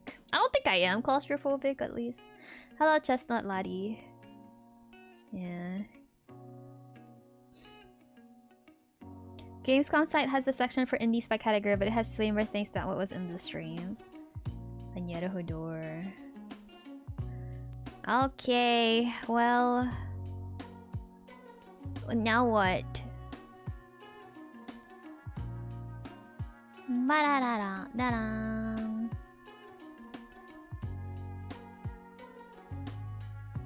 What's this? They're showing something on Twitch. FAYNG Gamescom. Final Fantasy VII Deep Dive. Valoranto before my internet inevitably... not internet, before my electricity shuts down again. What day is it? Is it Thursday?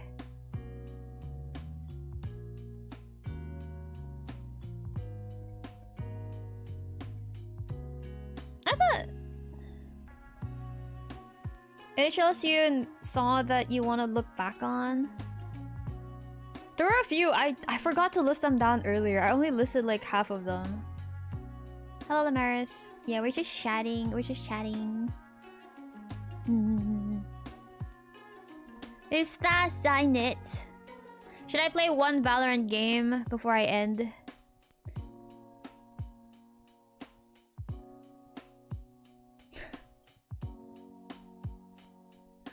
One Valorant game before we end.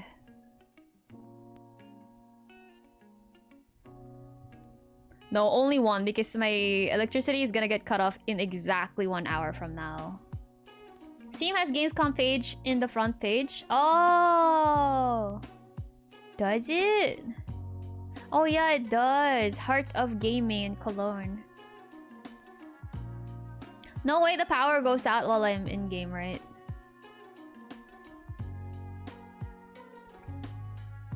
Norway. That would be awful. It is pretty strange. It is pretty strange. Hi guys, it's me, Erudite of the EU time zone. Power only goes out if I lose. Let's see. It is pretty weird to end like after only an hour. I feel like I didn't stream enough. Although to be fair, I have another stream later in 6 hours from now.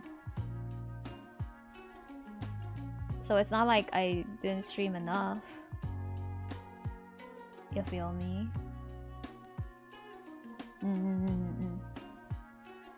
Hold on.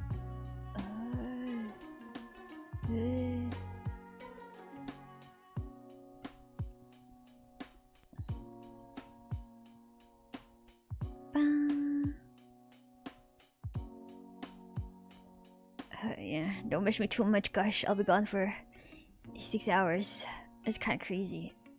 It's a long time. Okay, I'll play one Valorant game because I'm probably gonna miss the electricity and internet for an hour.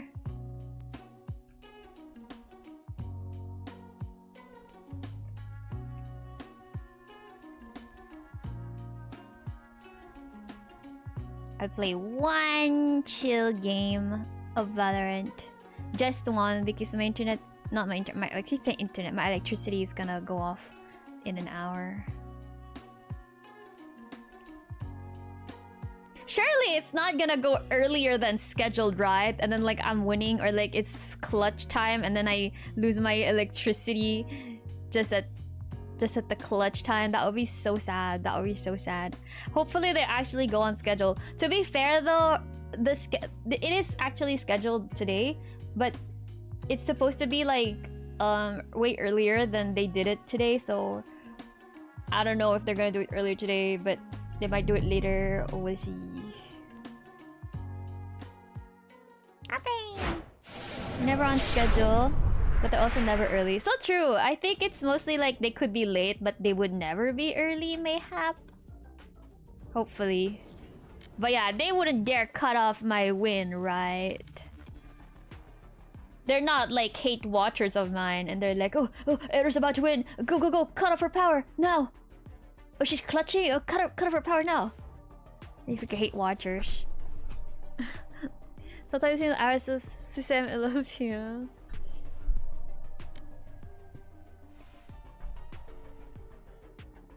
They don't get paid to be early. True. They can be late, but they don't bother being early.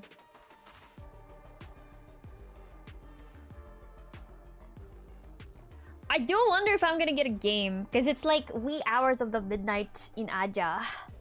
So if I don't get a game, what if I just queue for like 30 minutes? Who's playing the Chopper stream now? Now. Sorry how short streams, I all understand because of any power issues.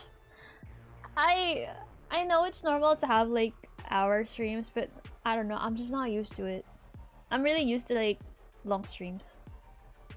I'm used to longer streams. They cut the power because they're on the other TM. How dare they play Valorant right before working? I could also play TFT, but the thing is, I haven't really touched the set. I'd have to watch like videos, and I don't think 1 hour is enough to watch a video and play one game. Yeah. I'm shooting for the 2 hour minimum. Yeah, at least. I also feel like 2 hours is still short, but yeah. I think that's the normal YouTube VTuber experience. YouTube VTuber corpo experience. Usually people stream for like 2 to 3 hours. They show. But sometimes longer.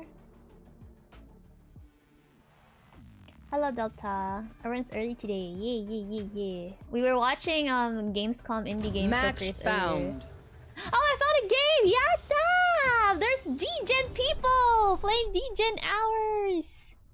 Yatta! Have a good stream. Arigato, Noti. I am gonna go fill.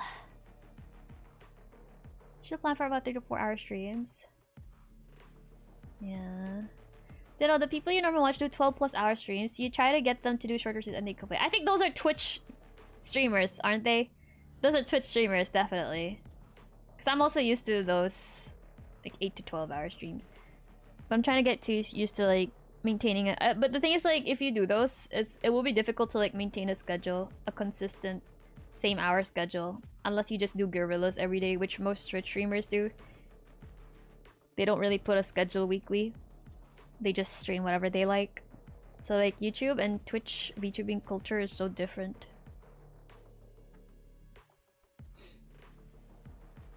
Like, it's so different if you grew up streaming on Twitch and if you grew up streaming on YouTube before multi-streaming was a thing. Alright, what are we lacking? Oh, a duelist. Guys, I can't play duelist. We gotta play Chamberlain. Choose your agent. Yeah, because like in YouTube, you'd have to cut your VOD at the 11-hour mark and then make a new VOD, which is so tedious. What's a curable? Because I really watch you on YouTube. Oh, really? You don't really watch YouTube? Interesting. That's interesting.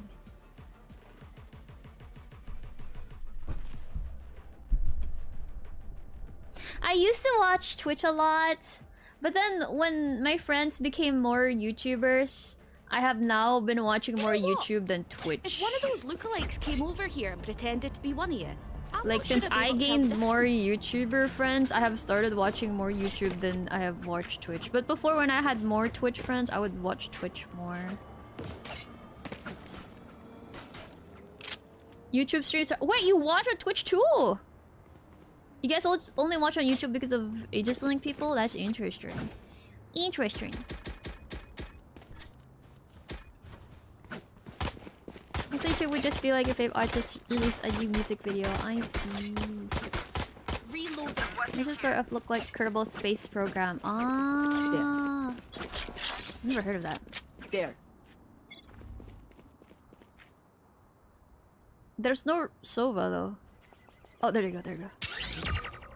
Yo, you know, this is a thing that only Japan server does. Like, they try to hide from the initiator's initial scan. But if you play in other servers, they don't do that. Like, this one is like a common... This is a common Japan server thing. Where's our smokes?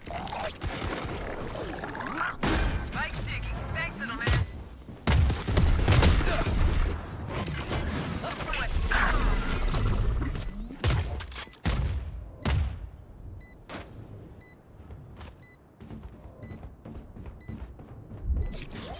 A gift.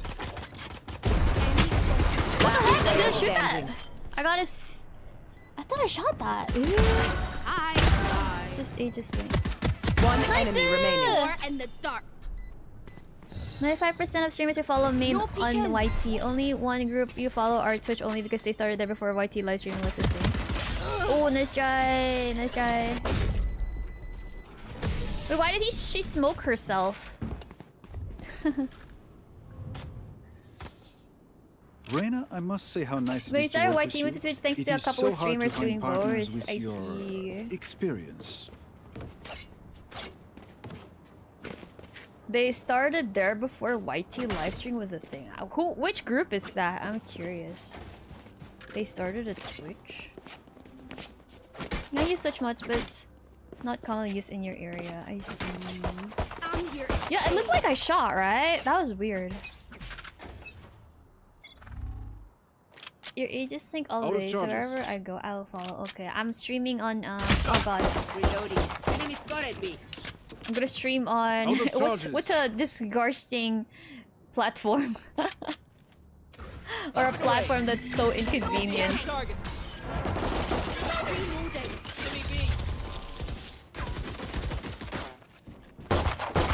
TikTok! Spike down B.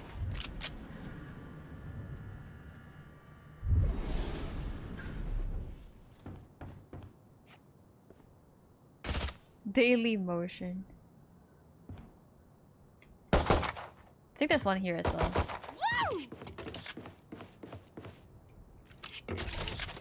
My camera is destroyed. No peeking.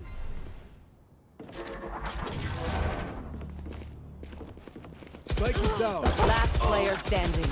More Spike here, the down B. phantom. Dyspnea? Is that, what is that? Like, it's hard to breathe when there's no air circulation? Alright, I'll play. Oh yeah, I'm gonna stream on Twitter. Will you guys watch me on Twitter exclusively? Spike's here. Does TikTok even... I mean, does Twitter even have a chat? I feel like Twitter does not have a chat for its, thing, does it? West, keep your guard up. Not Twitter spit, like actually Twitter gaming.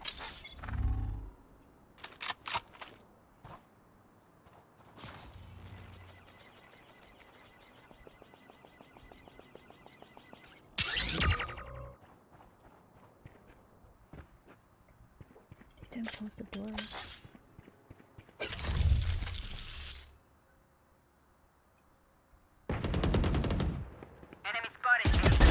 So long. This mix is killing everybody. It's kind of sad.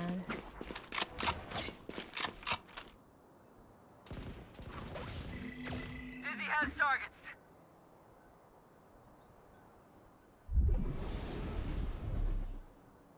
Got the spike, Wings.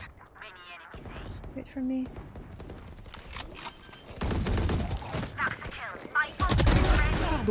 One enemy remaining. Where is he? Yeah! My 35. There's a good streaming platform. I know, right?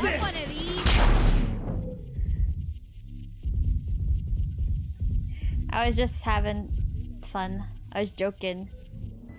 I don't think I'll ever stream on Twitter unless something happens.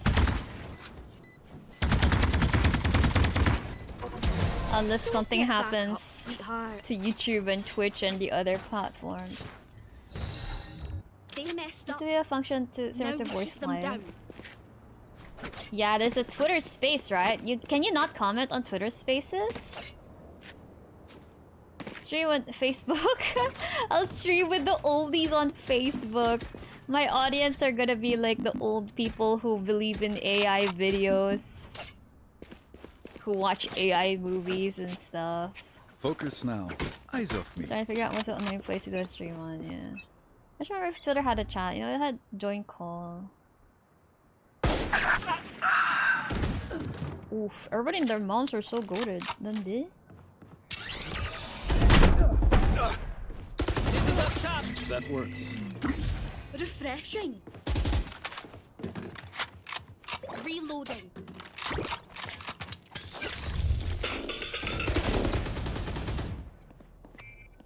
There they are. Reloading. Spike is down. Spike down B.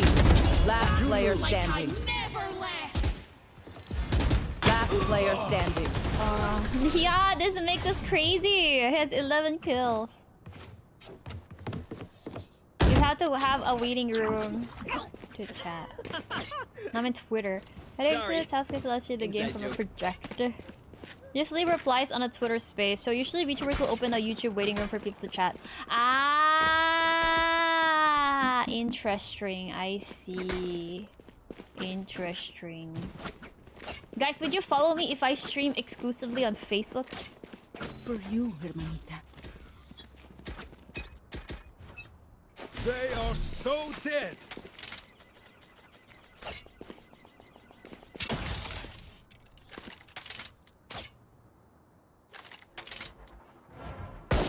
Nice.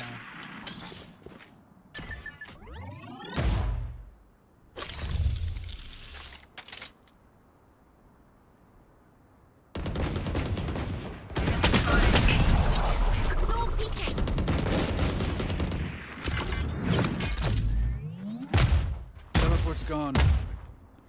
Yeah! Thought I shot first. It's a shot first. Can't use that. Remember Facebook password? I don't use Facebook. You'd cry if I did. Oh. Okay. Reloading. Reloading. You always thought Facebook was out of date. There's illusion that it's been replaced by Instagram. You'd have. I don't think. Is MySpace still a thing? I think MySpace is dead, right? Dropped in a smoke. Last player standing. Stream exclusively on Spike Skype. down A. I got the spike. 30 seconds left.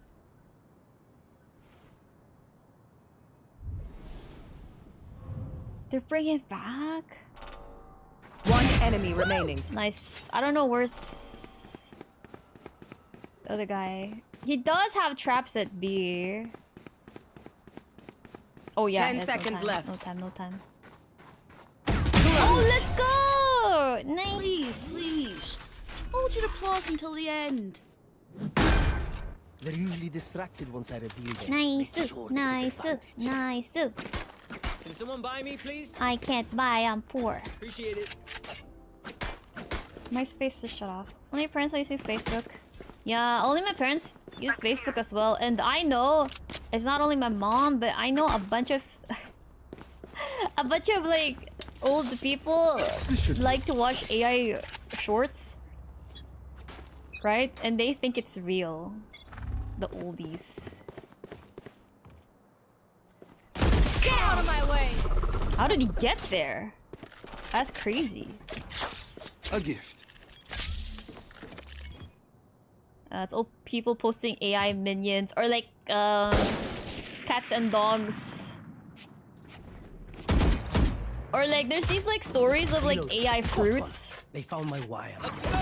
And then the AI fruits are like getting cooked and stuff, and then they're sad because they got cooked. Spike down B. Ready. And then they're like, oh no, mom, I'm gonna hug you because they're gonna die because they got cooked and stuff. Put down. Silly. You know what I'm talking about.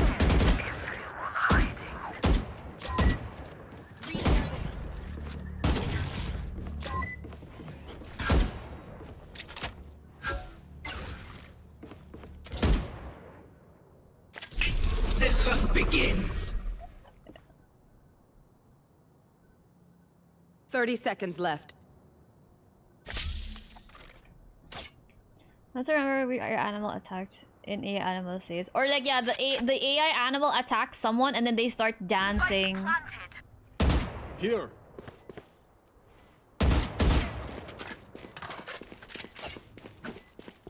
And then the mom is gonna ask, is this real, son? This AI, this animal attacked somebody and then they just started dancing. What? I thought I got that. Minus 120. Cypher. Pew pew. One enemy remaining. It'll be about money outside someone's house and they get stuck into a tornado. Yeah. Last player standing. Clutch. What? No, he's not!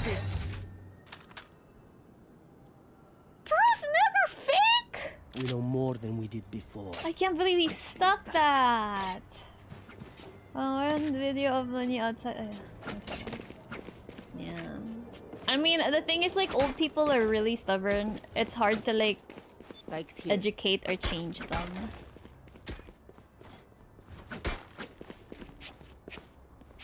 That was EruEruClip. I will find you. And they can't tell. They easily get scammed. They easily get fished. They're really gullible since they don't know much about technology. Alright guys, I'm gonna ego peek mid and I'm gonna win.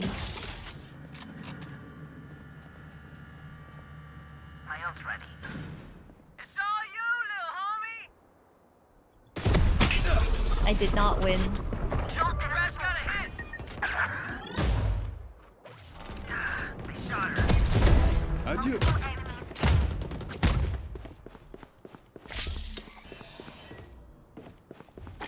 Oh, we haven't breached.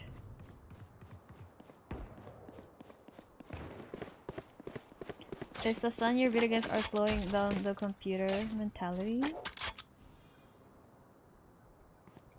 Teleport's ready.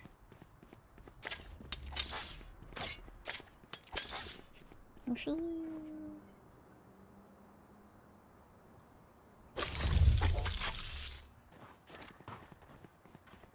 Oh, Lark, I didn't see that. They were so fast. 30 seconds left. At least I got my one. Spike's ticking. Thanks, little man. Yeah, short video is interesting, but I think like children elderly receive errors and false scene. I know, right? There's so many like false stuff that AI is doing. It's pretty bad. I don't think it's good at all.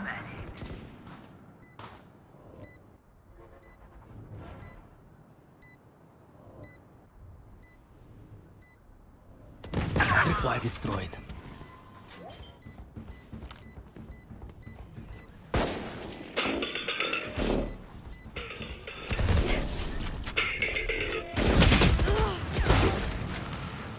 They never fake, guys. They never like, why can't we fake. just hug it out?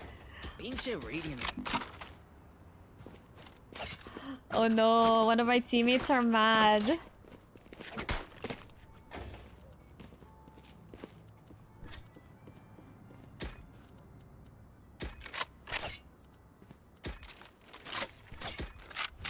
I think they're mad because we lost twice because he didn't check the visa. Hello, Unison.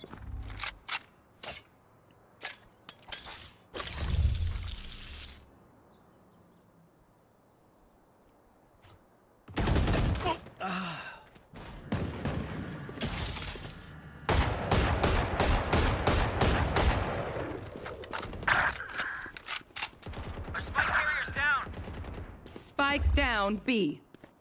Last player standing. Yo, she turned and hospital flicked my head. That's crazy. Yeah, bye. They're too good. The mix especially. Hey, little man, pump us up. Let's hear Looks like I'm gonna have no electricity and thinking about my last Valorant game where we lost. It's a little sad.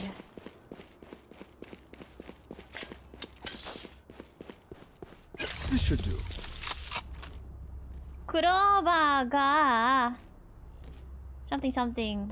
Surunara. Okay, 아래다케도. What is he saying? Hi, we're losing. Yeah, Mix! I should have just TP'd when I saw the Mix. I was like, I see Mix, I shouldn't 1v1 him. He's too good. Yeah, I'm showcasing this indie game called Valorant. Reloading. Careful here. Spike planted. Saw you, Mosh.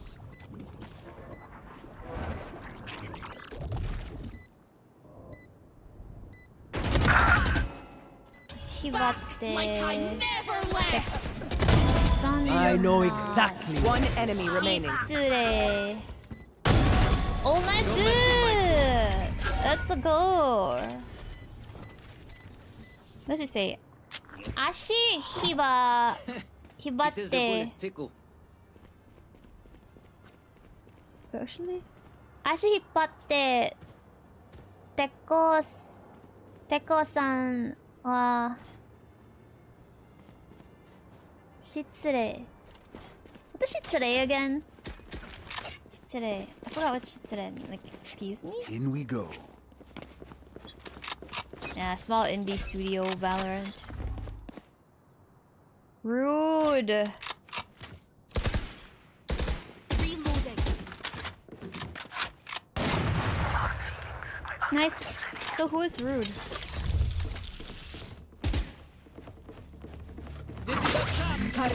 Somebody down. Go ahead. Stand your ground. Reloading. Teleport's broken. Saw you, Mosh. Reloading. Yaba, I can get my kill. Enemy spotted me. Last player standing. Yada! I couldn't get my kills. Go in. Ace. Ace?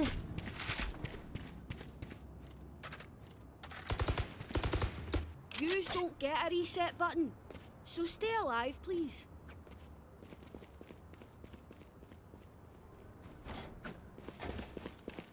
I am poor. Pardon me.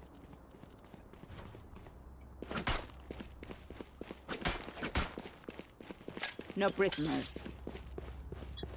All set up. On my mark.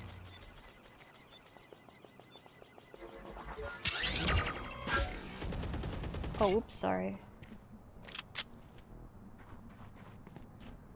I can't use that.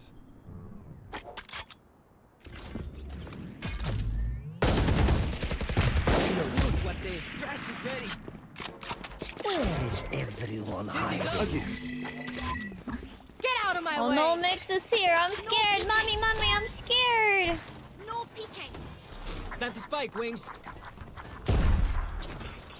Blow him up, Mosh. There they are. Teleport's Spike's broken. ticking. Thanks, little man. Careful there.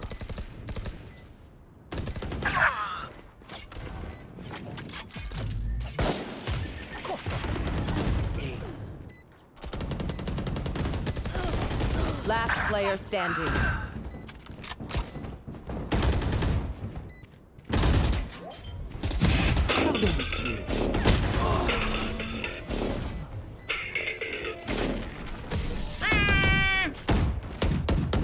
Don't clip anything. It's all horrible. Last round before the switch. Don't be cheap. I can Spend it all buy. before it's gone. They are so dead. Spike's here. Okay, I'll kill the guy at mid. Perfect. Mummy. Oh.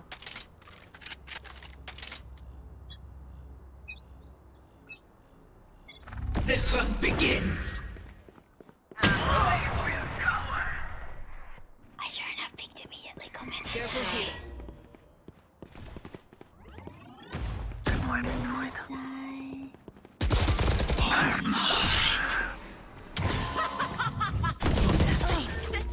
Nice, nice, nice. Okay, I'll just go with my team.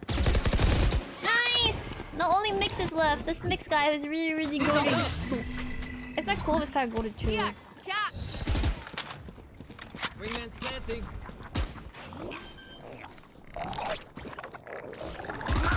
Spike planted. Thanks, Wings. That was pretty brutal. One enemy remaining. Oh yeah, get that Mix, get that Mix. I don't know where he is, but get them. Maybe he's flanked. Oh, he's there. We can make a comeback. We can make a comeback before my electricity gets cut off. Switching sides. Desho? I reckon I'll take a kip after this. I've earned it. Desho, Desho? Desho, Desho, Desho? Desho, Desho, Desho, Desho, Desho, Desho, Desho? Desho, Desho, Desho, Desho? Desho, Desho, Desho? Out of charges.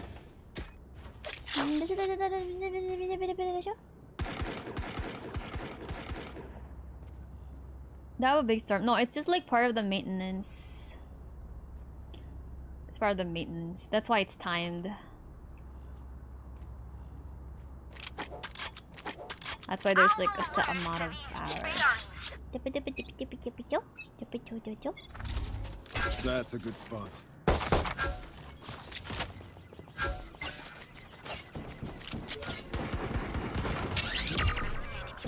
There they are. Here. Reload.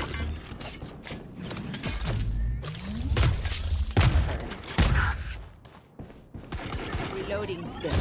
Enemy spotted A. Bro, I shot nobody. Spike down A.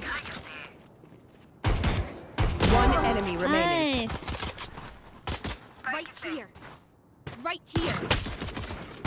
Nice enough.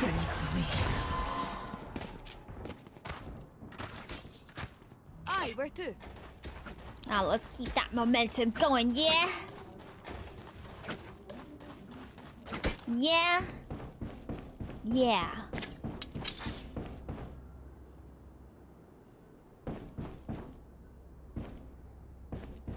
Perfect.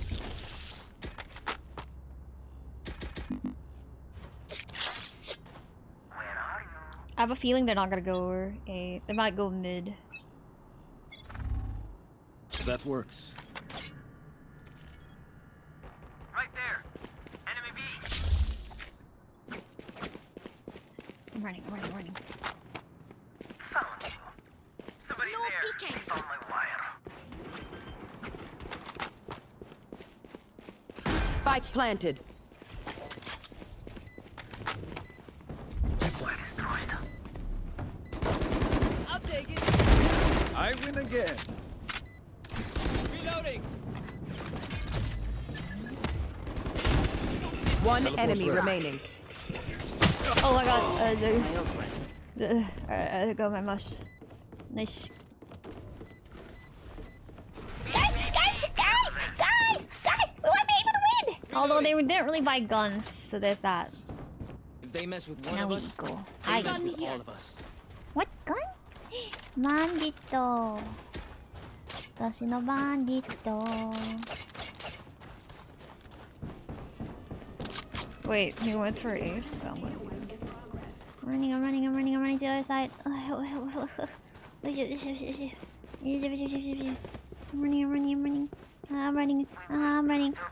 running.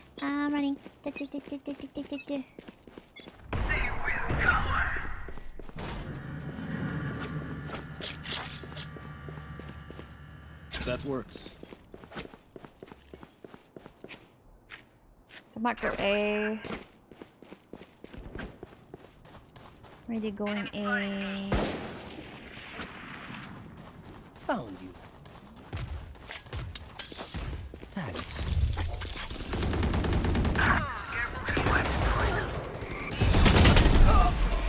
Spike down A. Last player standing. Someone's here.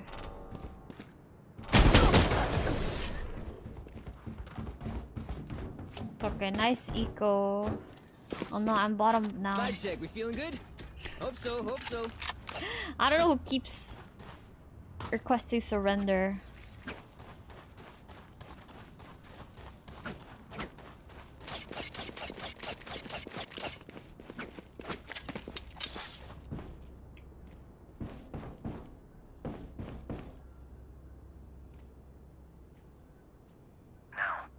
This should do.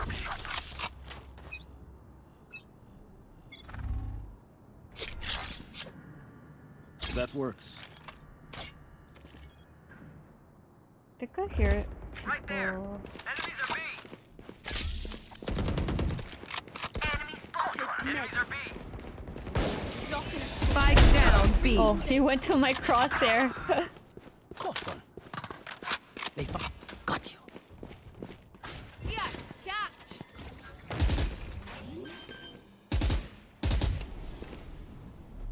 Spike planted. One enemy remaining. Click, click, click, click, click, click. Last player standing. Yeah! He won before us! Remember, wipe the prints from your guns. It's just good crime. The Reina should have peeked when he heard him reload.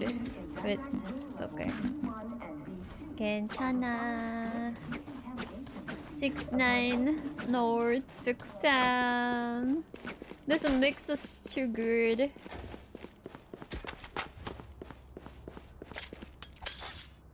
All set up. Bonne chance, mes amis.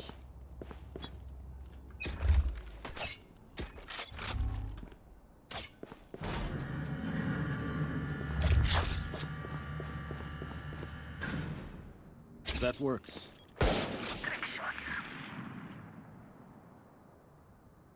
Right there.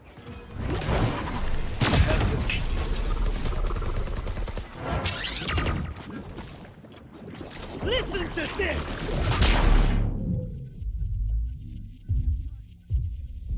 Are they planting? I can't hear. Spike planted.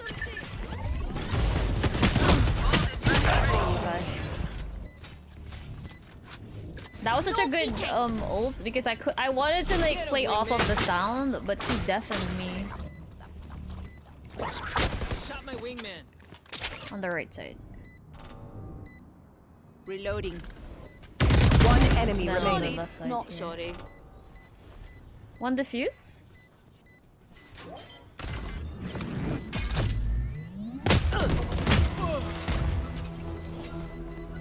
Well, that's just grand. Nice. Thrifty. Oof. Just simple economics. I'm kidding. I'm terrible with money. The symphony of I fire have here. money. Hurry. You Yeah. get used to it. Down here.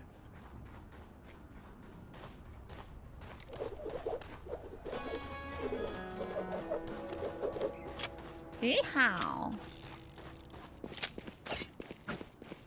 They are so dead. All set up.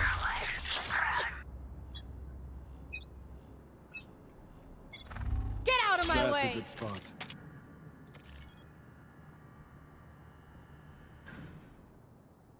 Right there.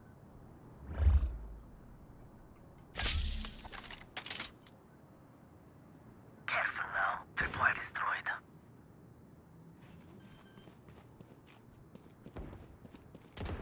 Spike planted. Saw you, little homie. Careful now. Crash got a hit. Tripwire destroyed.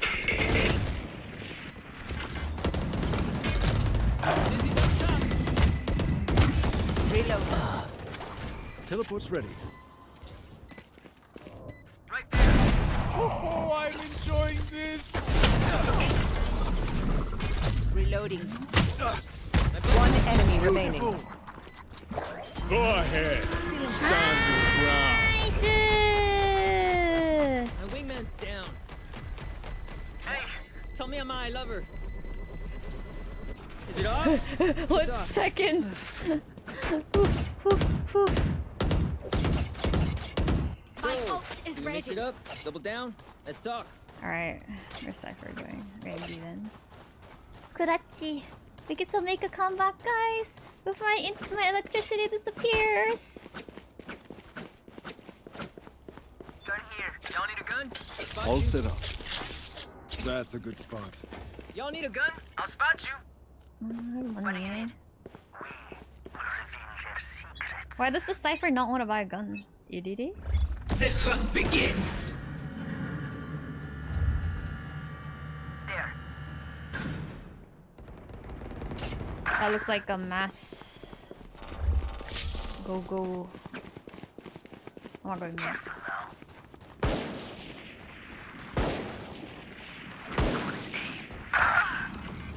Back like I never left. I know it. Yeah! How could she hit the headshot planted. me? That's crazy. Taken out. Think you'll stay? Careful now. One enemy remaining. Let's... Where is everyone hiding? Allied player standing.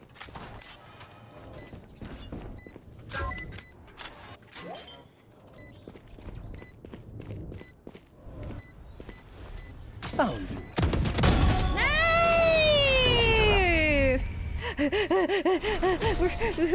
we're catching up. We're catching up. It seems these strangers want me dead. I have money if you need it. Why does this guy like to play? I don't like that skin. Early internet electricity. No way they do it early. They could do it late, but no way they do it earlier, right? This should do. That will be... Oh. That will be... Teleport's ready. That's a good spot. That will be not sugoi of them. Not awesome sugoi. My ult's ready. They will come. Right there. Found. Tripwire destroyed. Spike down B. Camera taken out. You're nothing.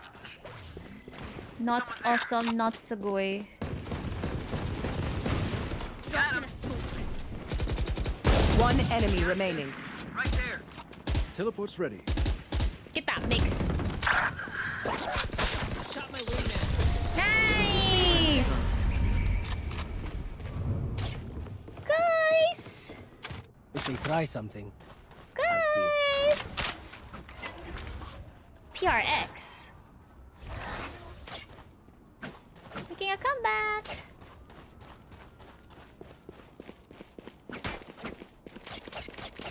Out of charges. Thank you. This should do. Ready to buy. That works. Orange bye. No more.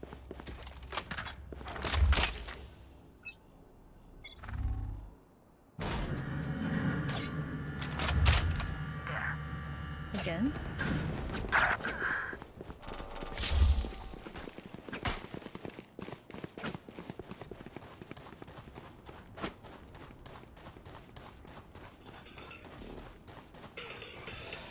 found.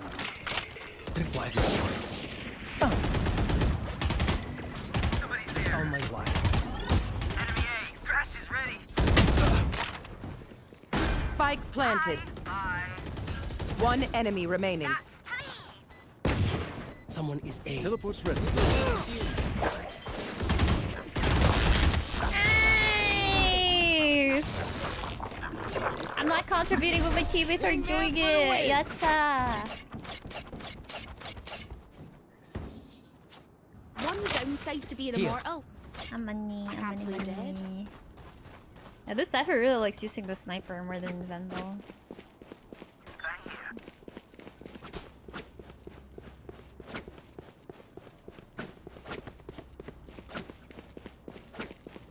Two more rounds, guys. Surely we're not gonna jinx this, right? All set up. Ready to see how it goes.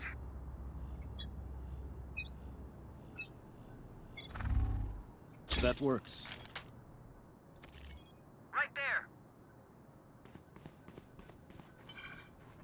swear this Cypher is really good at guessing who people are. Enemies are B.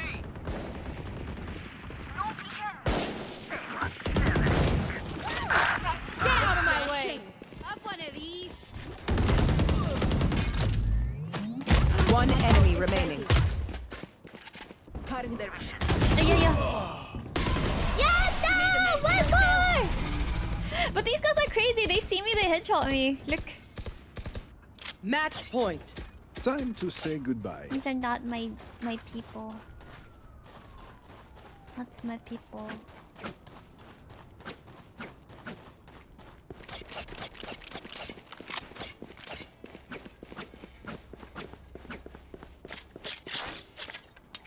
All set up. That works.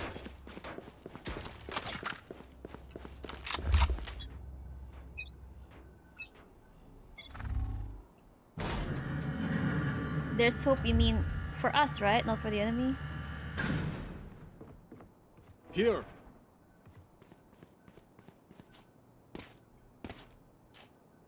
I hear them, but they haven't entered. Oh. They split.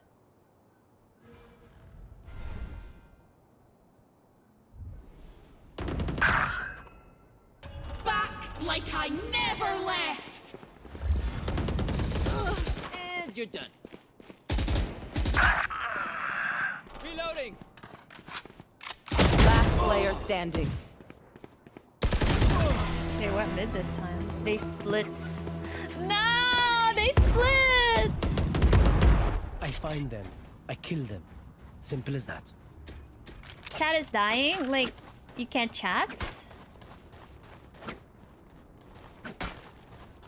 No, don't feel bad. It's close. I want to win before I get cut off from the world with electricity and internet.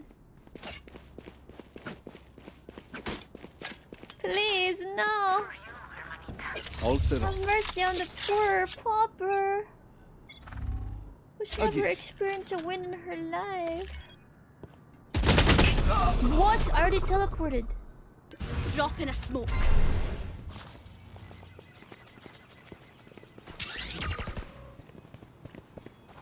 Peek with Arena. Why didn't he peek with Arena? The hunt begins.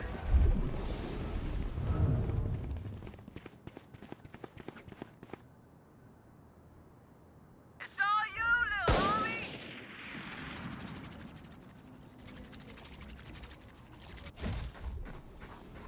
They went back.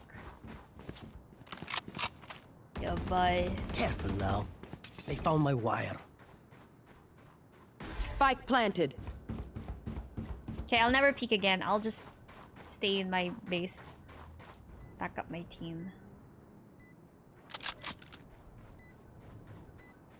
Thrash is ready. Drop in a smoke. We're going again. Oh, there's one guy.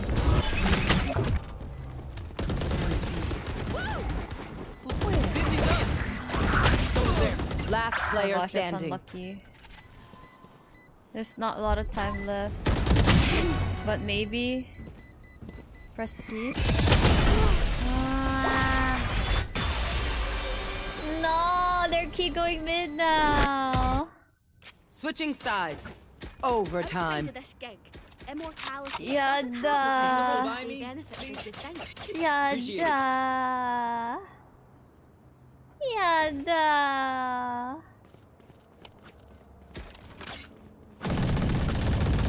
Should I Odin as well? Odin time. Reloading.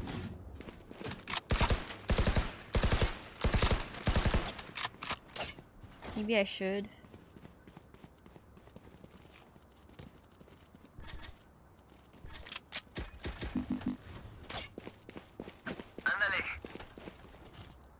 On my mark. Camera taken out.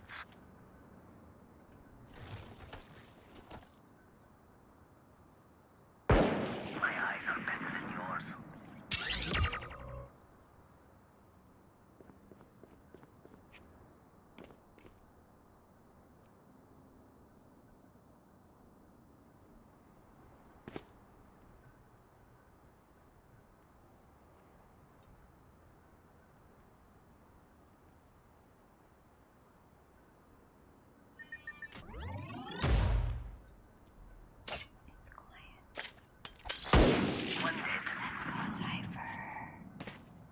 Dropping a scope. Reloading.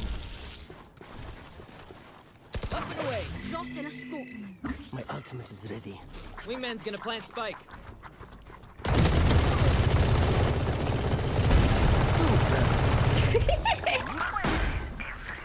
One enemy remaining. Cutting their vision. There. Here. Yay! Yay! Switching sides. Match point. Can someone buy me, please?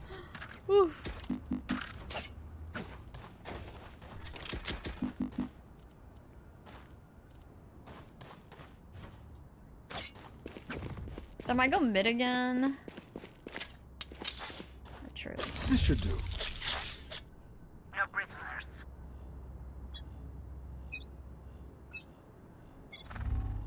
That works. Right there.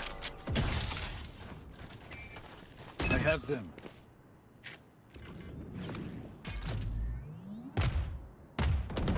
Pathetic. You're nothing.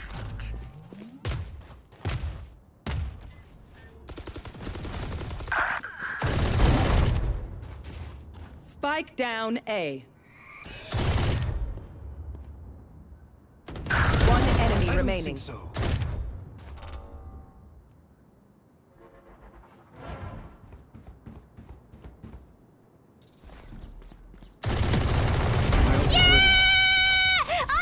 Defenders win. Odin! Odin master! I can't aim! I just play Odin!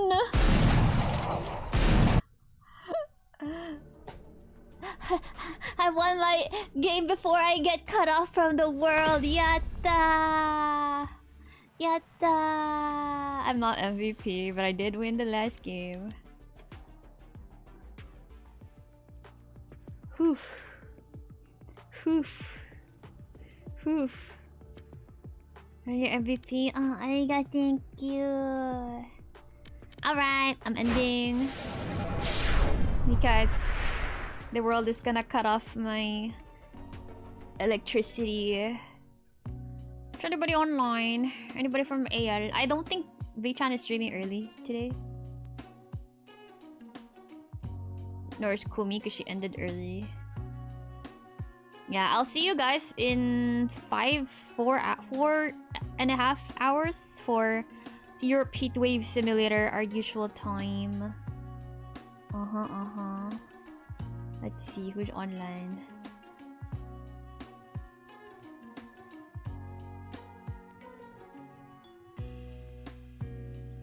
Alright, I'm gonna raid Tomoe.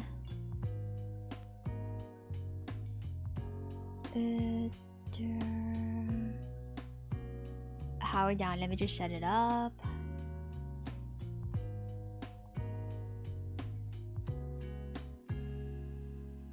She's playing Outlast, so yeah. Tomoe, yeah. Let's say this. No, Tomoe Carmine. Different Tomoes. Please send her this raid message. Airlight flash, airlight flash. Tomoe Carmine. お疲れ様でした。おやすみ No? また後。またね。in 4.5 hours. See you all. I'm gonna stream again. Bye!